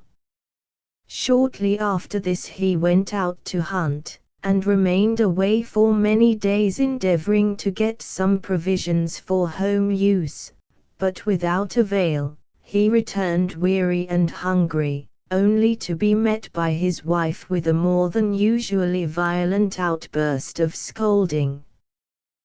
This so provoked him that he gathered all his strength and energy for one grand effort and gave her a kick that sent her clean across the river. On landing she was converted into the mass of rock which remains to this day a memorial of her viciousness and a warning to all future scolds. The metamorphosis was effected by the Chowman, but how the necessary force was acquired to send her across the river, here about half a mile wide, or whether the kick was administered by the Chowman or the husband, my narrator could not say. He was altogether at a loss to account for conversion of the husband into the mass of rock on the west side of the river, nor can I offer any theory unless it is that he was petrified by astonishment at the result. Such legends as this would be of interest to ethnologists if they could be procured direct from the Indians, but repeated by men who have little or no knowledge of the utility of legendary lore, and less sympathy with it, they lose much of their value. Between 40 Mile River and the boundary line no stream of any size joins the Yukon. In fact, there is only one stream, which some of the miners have named Sheep Creek, but as there is another stream further down the river, called by the same name, I have named it Coal Creek. It is 5 miles below 40 Mile, and comes in from the east, and is a large creek, but not at all navigable. On it some extensive coal seams were seen, which will be more fully referred to further on. At the boundary the river is somewhat contracted, and measures only 1,280 feet across in the winter, but in summer, at ordinary water level, it would be about 100 feet wider. Immediately below the boundary it expands to its usual width, which is about 2,000 feet. The area of the cross-section measured is 22,268 feet. The sectional area of the Tislin-2, as determined by Dr. Dawson and already referred to, is 3,809 feet. That of the Lewis at the Tislin-2, from the same authority, is 3,015 feet. Had the above cross-section been reduced to the level at which the water ordinarily stands during the summer months, instead of to the height at which it stood in the middle of September when it was almost at its lowest, the sectional area would have been at least 50% more, and at spring flood level about double the above area. It is a difficult matter to determine the actual discharge at the place of the cross-section, owing to the irregularity in the depth and current, the latter being in the deep channel at the east side, When I tried it in September, approximately 4.8 miles per hour, while on the bar in midstream it was not more than 2.5 miles per hour, and between the bar and the westerly shore there was very little current. The river above this for some miles was no better for the purpose of cross-section measurement. At the boundary it is narrow and clear of bars and islands for some miles, but here I did not have an opportunity to determine the rate of the current before the river froze up, and after it froze the drift ice was jammed and piled so high that it would have been an almost endless task to cut holes through it. The current from the boundary down to the confluence with the Porcupine is said to be strong and much the same as that above. From the Porcupine down, for a distance of 500 or 600 miles it is called medium and the remainder easy. From Stewart River to the mouth of the Yukon is about 1,650 miles. And the only difficult place in all this distance is the part near the confluence with the Porcupine, which has evidently been a lake in past ages but is now filled with islands. It is said that the current here is swift, and the channels generally narrow, rendering navigation difficult. Chapter 3. Advice to Beginners. Men who are thinking of going to the Klondike regions and taking a trip of this character for the first time, will do well to carefully read the chapter on outfit for miners. It is a great mistake to take anything except what is necessary. The trip is a long, arduous one, and a man should not add 1 pound of baggage to his outfit that can be dispensed with. I have known men who have loaded themselves up with rifles, revolvers and shotguns. This is entirely unnecessary. Revolvers will get you into trouble, and there is no use of taking them with you, as large game of any character is rarely found on the trip. I have prospected through this region for some years and have only seen one moose.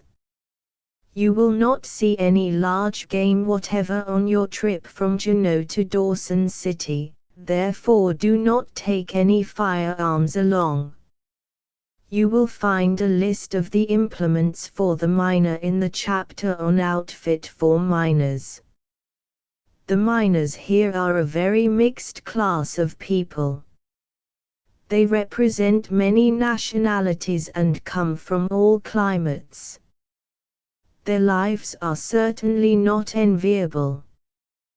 The regulation miner's cabin is 12 by 14 with walls 6 feet high and gables 8 feet in height. The roof is heavily earthed and the cabin is generally kept very warm. 2, or sometimes 3 or 4 men will live in a house of this size. The ventilation is usually bad, the windows being very small. Those miners who do not work their claims during the winter confine themselves to these small huts most of the time. Very often they become indolent and careless, only eating those things which are most easily cooked or prepared. During the busy time in summer when they are shoveling in, they work hard and for long hours, sparing little time for eating and much less for cooking. This manner of living is quite common amongst beginners, and soon leads to debility and sometimes to scurvy. Old miners have learned from experience to value health more than gold, and they therefore spare no expense in procuring the best and most varied outfit of food that can be obtained. In a cold climate such as this, where it is impossible to get fresh vegetables and fruits, it is most important that the best substitutes for these should be provided.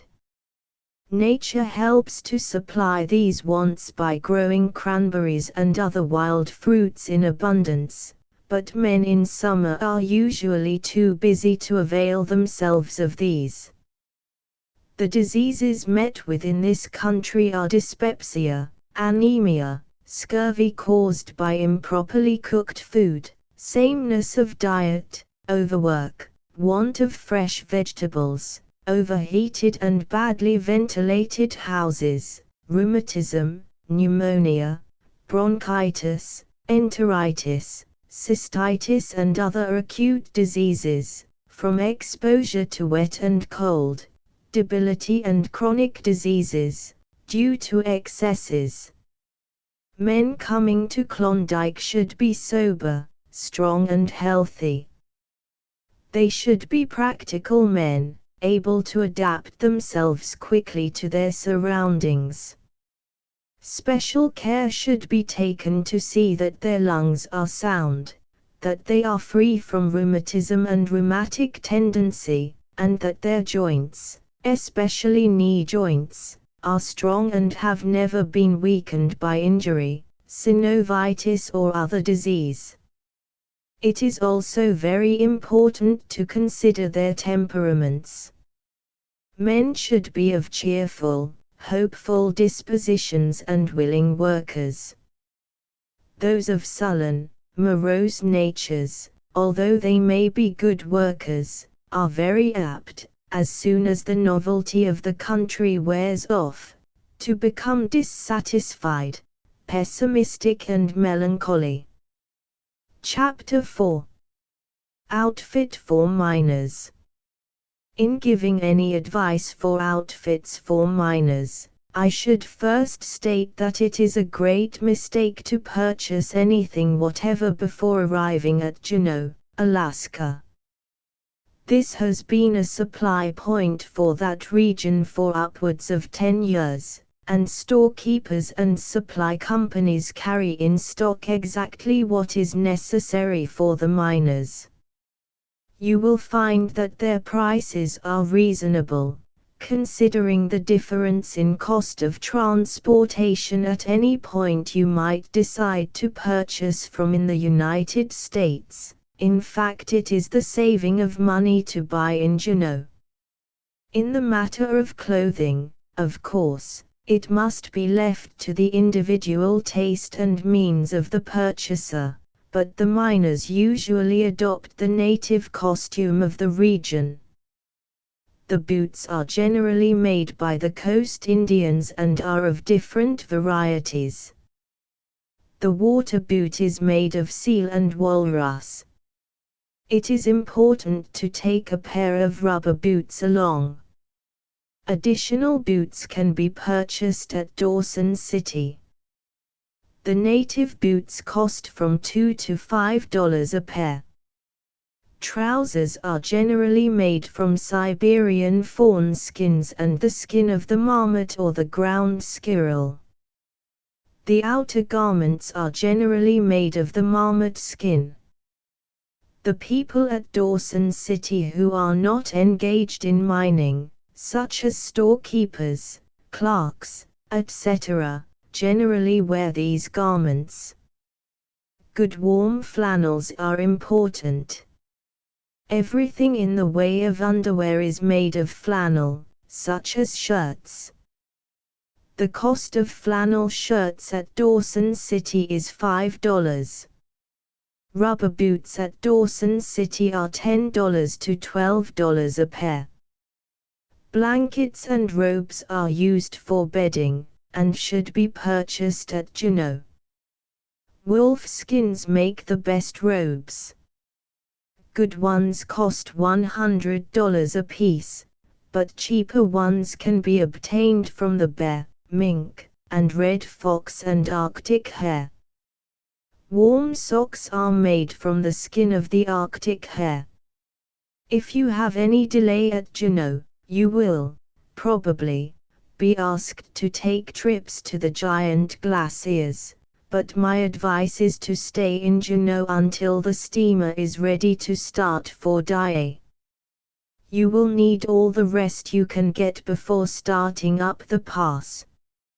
In the matter of provisions, the following is a list which is considered sufficient to last a man on his trip from Juneau to Dawson City: 20 pounds of flour, 12 pounds of bacon, 12 beans, 4 butter, 5 vegetables, 4 cans of condensed milk, 5 pounds of sugar, 1 pound of tea, 3 pounds of coffee, 1 to 2 pound of salt, 5 pounds of cornmeal, a small portion of pepper and mustard. The following utensils should be taken: 1 frying pan, 1 water kettle, 1 Yukon stove, 1 bean pot, 2 plates, 1 tin drinking cup, 1 teapot, 1 knife and fork, 1 large and 1 small cooking pan. The following tools should he brought as part of the outfit. These will be found absolutely necessary to build a boat at Lake Lindeman: 1 jack plane, 1 whipsaw, 1 cross-cut saw, 1 axe, 1 hatchet, 1 hunting knife. 6 pounds of assorted nails, 1 pound of oakum, 5 pounds of pitch, 150 feet of rope, 1 Juneau sled. It is also necessary to have 1 good duck tent and a rubber blanket.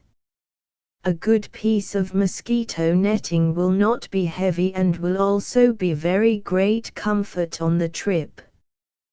Do not forget to put in a good supply of matches, and take a small supply of fishing tackle, hooks, etc. It is very important that you have a pair of snow glasses to guard against snow blindness. It will be interesting to know the prices at Dawson City for supplies. When I left in June 1896, flour was sold in 50-pound bags at $6 a bag. Fresh beef was supplied at 50 cents a pound. Bacon was 40 cents. Coffee was 50 cents per pound. Brown sugar was 20 cents per pound and granulated sugar was 25 cents a pound. Condensed milk was 50 cents per can. Pickaxes were $6 each. Miners' shovels were $2 each. Lumber right at Dawson City was $130 per 1,000 feet undressed, and $150 per 1,000 feet dressed. It is well perhaps to advise the traveler to supply himself with a small medicine box which can be purchased in Juneau, but it is not necessary if he enjoys good rugged health. On arriving at Dawson City, luxuries will be found to be very high. What is to be considered a very cheap cigar in the United States, 2 for 5 cents, sells in Dawson City at 50 cents each. Liquors command very high prices. Whiskey sells in the saloons for 50 cents a glass, and fluctuates from $15 to $25 per gallon, according to the supplies received from the at present overtaxed transportation companies. There was about 12,000 gallons of whiskey imported into the territory from Canada the past year. Smoking tobacco was selling at $1.50 a pound and good plug cut and fancy tobacco was selling at $2 a pound. The demand for medicine is very light, but the local traders carry a small stock of patent and proprietary medicines. Chapter V Miner's Luck. The reports already received of the finds of gold seem beyond belief, but the greater part of them are actual facts, and the following came under my personal observation. Alexander MacDonald, on claim number 30, El Dorado, on the Klondike, started drifting on his claim with 4 men. The men agreed to work the claim on shares, the agreement being that they should work on shares by each receiving half of what they could get out. The 5 together took out $95,000 in 28 days. The ground dug up was found to measure but 40 square feet. This was an exceptional find. The men are of course working the claim and had 460 square feet on the claim still to work out when I left for the east. People in the east or elsewhere can hardly realize what a small space a mining claim is in this vast and comparatively unexplored territory. William Legat on claim number 13, El Dorado, together with William Gates and a miner named Schutz, purchased their claim from a miner named Stewart, and his partner, for the sum of $45,000. They did not have money to make the payment in cash but made a first payment of $2,000 with the agreement to pay the balance of the purchase price, $43,000, prior to the 1st of July 1897. They sunk a shaft and commenced taking out $1,000 per day. They worked the pay dirt until about the 15th of May 1897, when they found that they had taken out $62,000, and the space of the claim worked was only 24 square feet. A young man who went to the Klondike recently writes that he is taking out $1,800 a day from his claim. It is stated on good authority that one claim yielded $90,000 in 45 feet up and down the stream. Clarence Berry bought out his 2 partners, paying one $35,000 and the other $60,000, and has taken up $140,000 from the winter dump alone. Peter Wyborg has purchased more ground. He purchased his partner's interest in a claim, paying $42,000. A man by the name of Wall has all he thinks he wants, and is coming out. He sold his interests for $50,000. Nearly all the gold is found in the creek bed on the bedrock, but there are a few good bench diggings. Perhaps the most interesting reading in the mining record is the letters written by men in the Klondike to friends in Juneau. Here is one from Casey Moran, Dawson, the 20th of March, 1897. Friend George, don't pay any attention to what anyone says, but come in at your earliest opportunity. My God! It is appalling to hear the truth, but nevertheless the world has never produced its equal before. Well, come. That's all. Your friend, Casey.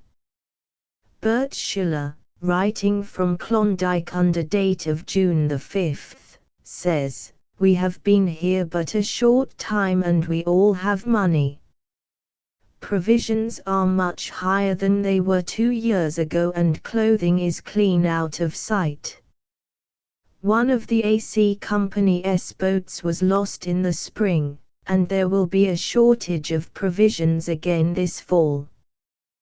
There is nothing that a man could eat or wear that he cannot get a good price for. First-class rubber boots are worth from an ounce of gold to $25 a pair. The price of flour has been raised from $4 to $6, as it was being freighted from 40 Mile. Big money can be made by bringing a small outfit over the trail this fall. Wages have been $15 per day all winter, though a reduction to $10 was attempted, but the miners quit work. Here is a creek that is 18 miles long, and, as far as is known, without a miss. There are not enough men in the country today to work the claims. Several other creeks show equal promise, but very little work has been done on the latter. I have seen gold dust until it seems almost as cheap as sawdust. If you are coming in, come prepared to stay 2 years at least. Bring plenty of clothing and good rubber boots. Thus far little attempt to mine quartz has been made in the interior of Alaska and the Northwest, although many quartz croppings have been seen. It would cost too much to take in the machinery and to build a plant until transportation facilities are better. In time, however, quartz mining operations will commence, for the placer mines were washed down from the mother veins somewhere. If the washings have made the richest placers in the world, what must the mother veins be? One dares hardly to imagine. This is a brief description of the gold region in the Northwest. For further and more detailed information on routes and distances, transportations, mining laws, how to stake a claim, where to register your claim, modes of placer mining and quartz mining, return of gold from the diggings, mortality, cost of living, etc., I refer the reader to my book on this subject entitled Klondyke Facts, a work of about 224 pages. It is published in paper covers at 50 cents a copy with maps and illustrations, and is sent post-paid by the publishers on receipt of 50 cents. American Technical Book Co., 45 Vesey Street, New York, NY, USA ******* ABC of electricity ****. Now in its 62d,000. By W.M. H. Meadowcroft. 1 volume, 12 mo, cloth, 50 cents fully illustrated.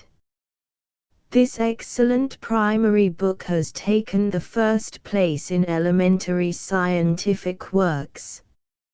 It has received the endorsement of Thomas Edison.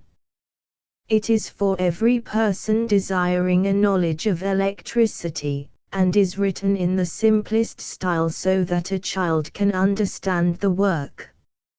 It is what its title indicates, the first flight steps in electricity. Scholars ABC of electricity ***. By W.M.H. Meadowcroft. 1 volume, 12 mo, illustrated, cloth, 50 cents. The author of this work has designed it for the use of teachers and scholars. A large number of simple experiments have been added, with notes relative to the work. It is the primary book for school use. A most important work of general interest. The X-ray, or Photography of the Invisible and its Value in Surgery by William J. Morton, M.D., written in collaboration with Edwin W. Hammer. 1 volume, 12 mo, cloth and silver, 75 cents, paper, 50 cents. Everyone has been waiting for this work to give full information of Professor Rontgen's marvelous discovery. The work explains in clear and simple style how these extraordinary pictures are taken through solids. Full description is given of the apparatus used, and the text is profusely illustrated with half-tone illustrations giving facsimile copies of the pictures taken from the negatives of the author. The subjects are varied. The ABC of the X-ray by W.M.H. Meadowcroft. 1 volume, 12 mo, cloth and gold, 75 cloth, paper, 50 cents. The first primary work on the subject. A book for the people.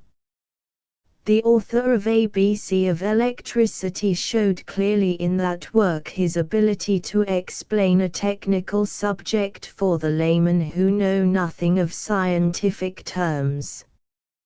He has written this work about the X-ray in his usual clear and simple style, and a wide circulation of this useful book is assured. The texts of the author is beautifully embellished with fine engravings, and nothing is omitted that will give the public a clear knowledge of this remarkable discovery of Professor Rontgen. The public would do well to secure both of these important works. The Art of Cooking by Gas by Marion Harlan, 226 pages, 12 mo, paper, 50 cents, cloth, 75 cents. A timely work by a recognized authority. This new book shows the economy, cleanliness and comfort of cooking by gas. There are nearly 1,000 recipes which are excellent. This valuable work will save its price many times to all housekeepers. Any of the above books sent, post-paid, on receipt of price. End of the Project Gutenberg ebook. Klondike Nuggets, a brief description of the great gold regions in the Northwest. Updated editions will replace the previous one, the old editions will be renamed. Creating the works from print editions not protected by U.S. copyright law means that no one owns a United States copyright in these works, so the Foundation, and you, can copy and distribute it in the United States without permission and without paying copyright royalties.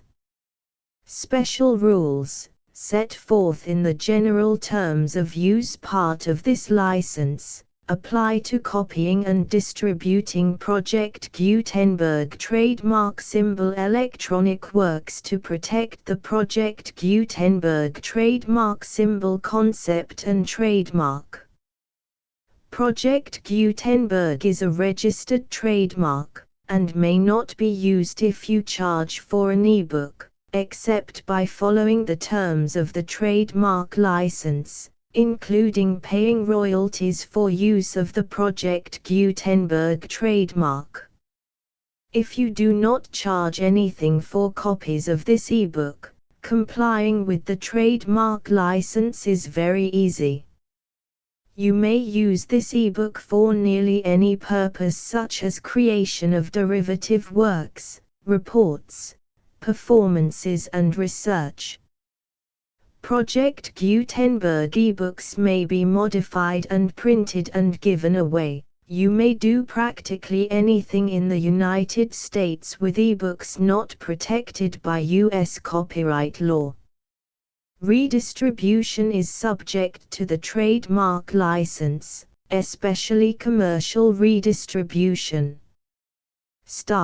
Full license. The full Project Gutenberg license. Please read this before you distribute or use this work to protect the Project Gutenberg trademark symbol mission of promoting the free distribution of electronic works, by using or distributing this work, or any other work associated in any way with the phrase Project Gutenberg, you agree to comply with all the terms of the full Project Gutenberg trademark symbol license available with this file or online at www.gutenberg.org/license. Section 1. General Terms of Use and Redistributing Project Gutenberg Trademark Symbol Electronic Works 1.0. By reading or using any part of this Project Gutenberg trademark symbol electronic work, you indicate that you have read, understand, agree to and accept all the terms of this license and intellectual property, trademark/copyright, agreement. If you do not agree to abide by all the terms of this agreement, you must cease using and return or destroy all copies of Project Gutenberg trademark symbol electronic works in your possession. If you paid a fee for obtaining a copy of or access to a Project Gutenberg trademark symbol electronic work and you do not agree to be bound by the terms of this agreement, you may obtain a refund from the person or entity to whom you paid the fee as set forth in paragraph 1.e.8. 1.b Project Gutenberg is a registered trademark. It may only be used on or associated in any way with an electronic work by people who agree to be bound by the terms of this agreement. There are a few things that you can do with most Project Gutenberg trademark symbol electronic works even without complying with the full terms of this agreement. See paragraph 1.c below. There are a lot of things you can do with Project Gutenberg trademark symbol electronic works if you follow the terms of this agreement and help preserve free future access to Project Gutenberg trademark symbol electronic works. See paragraph 1.e below. 1.c. The Project Gutenberg Literary Archive Foundation, the Foundation or PGLAF, owns a compilation copyright in the collection of Project Gutenberg trademark symbol electronic works. Nearly all the individual works in the collection are in the public domain in the United States. If an individual work is unprotected by copyright law in the United States and you are located in the United States, we do not claim a right to prevent you from copying, distributing, performing, displaying or creating derivative works based on the work as long as all references to Project Gutenberg are removed. Of course, we hope that you will support the Project Gutenberg trademark symbol mission of promoting free access to electronic works by freely sharing Project Gutenberg trademark symbol works in compliance with the terms of this agreement for keeping the Project Gutenberg trademark symbol name associated with the work. You can easily comply with the terms of this agreement by keeping this work in the same format with its attached full Project Gutenberg trademark symbol license when you share it without charge with others. 1.d. The copyright laws of the place where you are located also govern what you can do with this work. Copyright laws in most countries are in a constant state of change. If you are outside the United States, check the laws of your country in addition to the terms of this agreement before downloading, copying, displaying, performing, distributing or creating derivative works based on this work or any other Project Gutenberg trademark symbol work.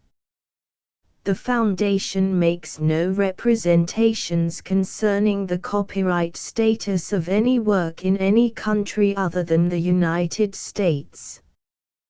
1.e Unless you have removed all references to Project Gutenberg. 1.e.1. The following sentence, with active links to, or other immediate access to, the full Project Gutenberg trademark symbol license must appear prominently whenever any copy of a Project Gutenberg trademark symbol work, any work on which the phrase Project Gutenberg appears, or with which the phrase Project Gutenberg is associated, is accessed, displayed, performed, viewed, copied or distributed. This ebook is for the use of anyone anywhere in the United States and most other parts of the world at no cost and with almost no restrictions whatsoever. You may copy it, give it away or reuse it under the terms of the Project Gutenberg license included with this ebook or online at www.gutenberg.org.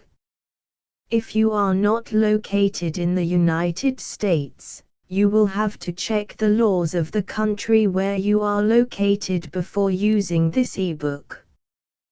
1.e.2. If an individual Project Gutenberg trademark symbol electronic work is derived from texts not protected by U.S. copyright law, does not contain a notice indicating that it is posted with permission of the copyright holder, the work can be copied and distributed to anyone in the United States without paying any fees or charges. If you are redistributing or providing access to a work with the phrase Project Gutenberg associated with or appearing on the work, you must comply either with the requirements of paragraphs 1.e.1 through 1.e.7 or obtain permission for the use of the work and the Project Gutenberg trademark symbol trademark as set forth in paragraphs 1.e.8 or 1.e.9. 1.e.3. If an individual Project Gutenberg trademark symbol electronic work is posted with the permission of the copyright holder, your use and distribution must comply with both paragraphs 1.e.1 through 1.e.7 and any additional terms imposed by the copyright holder. Additional terms will be linked to the Project Gutenberg trademark symbol license for all works posted with the permission of the copyright holder found at the beginning of this work. 1.e.4. Do not unlink or detach or remove the full Project Gutenberg trademark symbol license terms from this work, or any files containing a part of this work or any other work associated with Project Gutenberg trademark symbol. 1.e.5. Do not copy, display, perform, distribute or redistribute this electronic work, or any part of this electronic work, without prominently displaying the sentence set forth in paragraph 1.e.1 with active links or immediate access to the full terms of the Project Gutenberg trademark symbol license. 1.e.6. You may convert to and distribute this work in any binary, compressed, marked up, non-proprietary or proprietary form, including any word processing or hypertext form.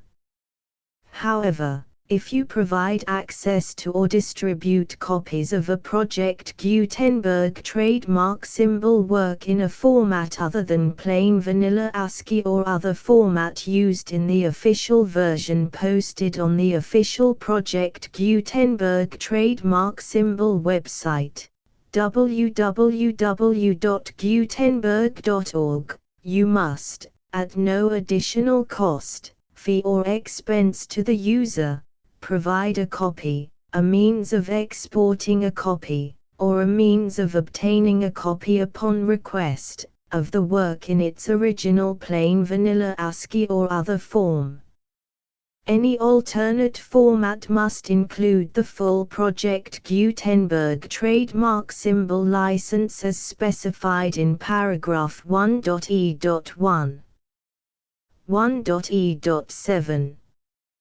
Do not charge a fee for access to, viewing, displaying, performing, copying or distributing any Project Gutenberg trademark symbol works unless you comply with paragraph 1.e.8 or 1.e.9.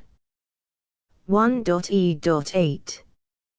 You may charge a reasonable fee for copies of or providing access to or distributing Project Gutenberg trademark symbol electronic works provided that you pay a royalty fee of 20% of the gross profits you derive from the use of Project Gutenberg trademark symbol works calculated using the method you already use to calculate your applicable taxes. The fee is owed to the owner of the Project Gutenberg trademark symbol trademark, but he has agreed to donate royalties under this paragraph to the Project Gutenberg Literary Archive Foundation. Royalty payments must be paid within 60 days following each date on which you prepare, or are legally required to prepare, your periodic tax returns. Royalty payments should be clearly marked as such and sent to the Project Gutenberg Literary Archive Foundation at the address specified in Section 4, Information about donations to the Project Gutenberg Literary Archive Foundation. You provide a full refund of any money paid by a user who notifies you in writing, or by email, within 30 days of receipt that he does not agree to the terms of the full Project Gutenberg trademark symbol license. You must require such a user to return or destroy all copies of the works possessed in a physical medium and discontinue all use of and all access to other copies of Project Gutenberg trademark symbol works. You provide, in accordance with paragraph 1.f.3, a full refund of any money paid for a work or a replacement copy, if a defect in the electronic work is discovered and reported to you within 90 days of receipt of the work. You comply with all other terms of this agreement for free distribution of Project Gutenberg trademark symbol works. 1.e.9. If you wish to charge a fee or distribute a Project Gutenberg trademark symbol electronic work or group of works on different terms than are set forth in this agreement, you must obtain permission in writing from the Project Gutenberg Literary Archive Foundation, the manager of the Project Gutenberg trademark symbol trademark. Contact the Foundation as set forth in Section 3 below. 1.f1.f.1. Project Gutenberg volunteers and employees expend considerable effort to identify, do copyright research on, transcribe and proofread works not protected by U.S. copyright law in creating the Project Gutenberg trademark symbol collection. Despite these efforts, Project Gutenberg trademark symbol electronic works, and the medium on which they may be stored, may contain defects such as, but not limited to, incomplete, inaccurate or corrupt data, transcription errors, a copyright or other intellectual property infringement, a defective or damaged disk or other medium, a computer virus, or computer codes that damage or cannot be read by your equipment. 1.f.2 Limited warranty. Disclaimer of damages, except for the right of replacement or refund described in paragraph 1.f.3. The Project Gutenberg Literary Archive Foundation, the owner of the Project Gutenberg trademark symbol trademark, and any other party distributing a Project Gutenberg trademark symbol electronic work under this agreement, disclaim all liability to you for damages, costs and expenses, including legal fees. You agree that you have no remedies for negligence, strict liability, breach of warranty or breach of contract except those provided in paragraph 1.f.3. You agree that the Foundation, the trademark owner, and any distributor under this agreement will not be liable to you for actual, direct, indirect, consequential, punitive or incidental damages even if you give notice of the possibility of such damage. 1.f.3 Limited right of replacement or refund. If you discover a defect in this electronic work within 90 days of receiving it, you can receive a refund of the money, if any, you paid for it by sending a written explanation to the person you received the work from. If you received the work on a physical medium, you must return the medium with your written explanation. The person or entity that provided you with the defective work may elect to provide a replacement copy in lieu of a refund. If you received the work electronically, the person or entity providing it to you may choose to give you a second opportunity to receive the work electronically in lieu of a refund. If the second copy is also defective, you may demand a refund in writing without further opportunities to fix the problem. 1.f.4 Except for the limited right of replacement or refund set forth in paragraph 1.f.3, this work is provided to you as is, with no other warranties of any kind, express or implied, including but not limited to warranties of merchantability or fitness for any purpose. 1.f.5 Some states do not allow disclaimers of certain implied warranties or the exclusion or limitation of certain types of damages. If any disclaimer or limitation set forth in this agreement violates the law of the state applicable to this agreement, the agreement shall be interpreted to make the maximum disclaimer or limitation permitted by the applicable state law. The invalidity or unenforceability of any provision of this agreement shall not void the remaining provisions.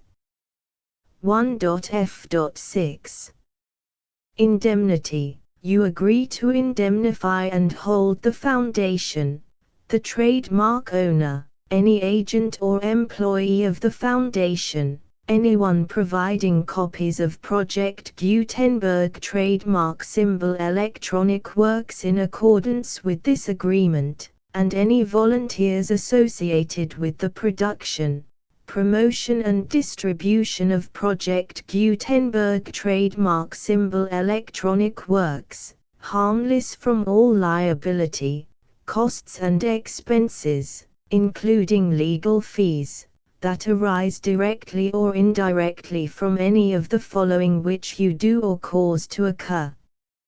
A. Distribution of this or any Project Gutenberg trademark symbol work.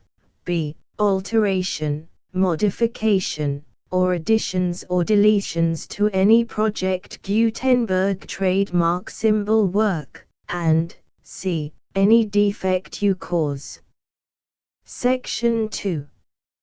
Information about the mission of Project Gutenberg trademark symbol. Project Gutenberg trademark symbol is synonymous with the free distribution of electronic works in formats readable by the widest variety of computers, including obsolete, old, middle-aged and new computers. It exists because of the efforts of hundreds of volunteers and donations from people in all walks of life. Volunteers and financial support to provide volunteers with the assistance they need are critical to reaching Project Gutenberg trademark symbol's goals and ensuring that the Project Gutenberg trademark symbol collection will remain freely available for generations to come. In 2001, the Project Gutenberg Literary Archive Foundation was created to provide a secure and permanent future for Project Gutenberg trademark symbol and future generations. To learn more about the Project Gutenberg Literary Archive Foundation and how your efforts and donations can help, see sections 3 and 4 and the Foundation information page at www.gutenberg.org. Section 3. Information about the Project Gutenberg Literary Archive Foundation. The Project Gutenberg Literary Archive Foundation is a non-profit 501(c)(3) educational corporation organized under the laws of the state of Mississippi and granted tax-exempt status by the Internal Revenue Service. The Foundation's IN or Federal Tax Identification Number is 64-6221541. Contributions to the Project Gutenberg Literary Archive Foundation are tax-deductible to the full extent permitted by U.S. federal laws and your state's laws. The Foundation's business office is located at 809 North 1500 West, Salt Lake City, UT 84116. 801-596-1887. Email contact links and up-to-date contact information can be found at the Foundation's website and official page at www.gutenberg.org/contact section 4. Information about donations to the Project Gutenberg Literary Archive Foundation. Project Gutenberg trademark symbol depends upon and cannot survive without widespread public support and donations to carry out its mission of increasing the number of public domain and licensed works that can be freely distributed in machine-readable form accessible by the widest array of equipment, including outdated equipment. Many small donations, $1 to $5,000, are particularly important to maintaining tax-exempt status with the IRS. The Foundation is committed to complying with the laws regulating charities and charitable donations in all 50 states of the United States. Compliance requirements are not uniform and it takes a considerable effort, much paperwork and many fees to meet and keep up with these requirements. We do not solicit donations in locations where we have not received written confirmation of compliance. To send donations or determine the status of compliance for any particular state, visit www.gutenberg.org/donate. While we cannot and do not solicit contributions from states where we have not met the solicitation requirements, we know of no prohibition against accepting unsolicited donations from donors in such states who approach us with offers to donate. International donations are gratefully accepted, but we cannot make any statements concerning tax treatment of donations received from outside the United States. U.S. laws alone swamp our small staff. Please check the Project Gutenberg web pages for current donation methods and addresses. Donations are accepted in a number of other ways, including checks, online payments and credit card donations. To donate, please visit www.gutenberg.org/donate. Section 5. General information about Project Gutenberg Trademark Symbol Electronic Works. Professor Michael S. Hart was the originator of the Project Gutenberg trademark symbol concept of a library of electronic works that could be freely shared with anyone. For 40 years, he produced and distributed Project Gutenberg trademark symbol ebooks with only a loose network of volunteer support. Project Gutenberg trademark symbol ebooks are often created from several printed editions, all of which are confirmed as not protected by copyright in the US unless a copyright notice is included. Thus, we do not necessarily keep ebooks in compliance with any particular paper edition. Most people start at our website, which has the main PG search facility, www.gutenberg.org.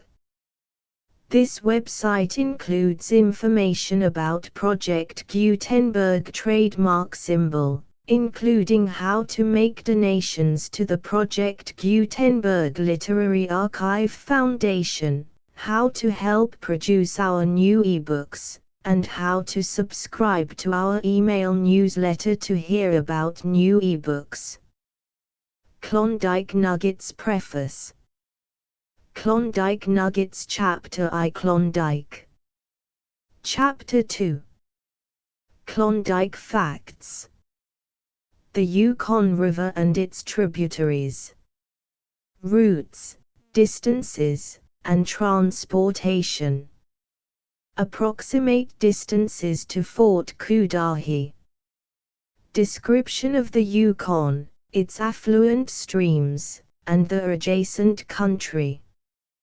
Chapter 3. Advice to beginners. Chapter 4. Outfit for miners. Chapter V. Miners' luck. The full Project Gutenberg license.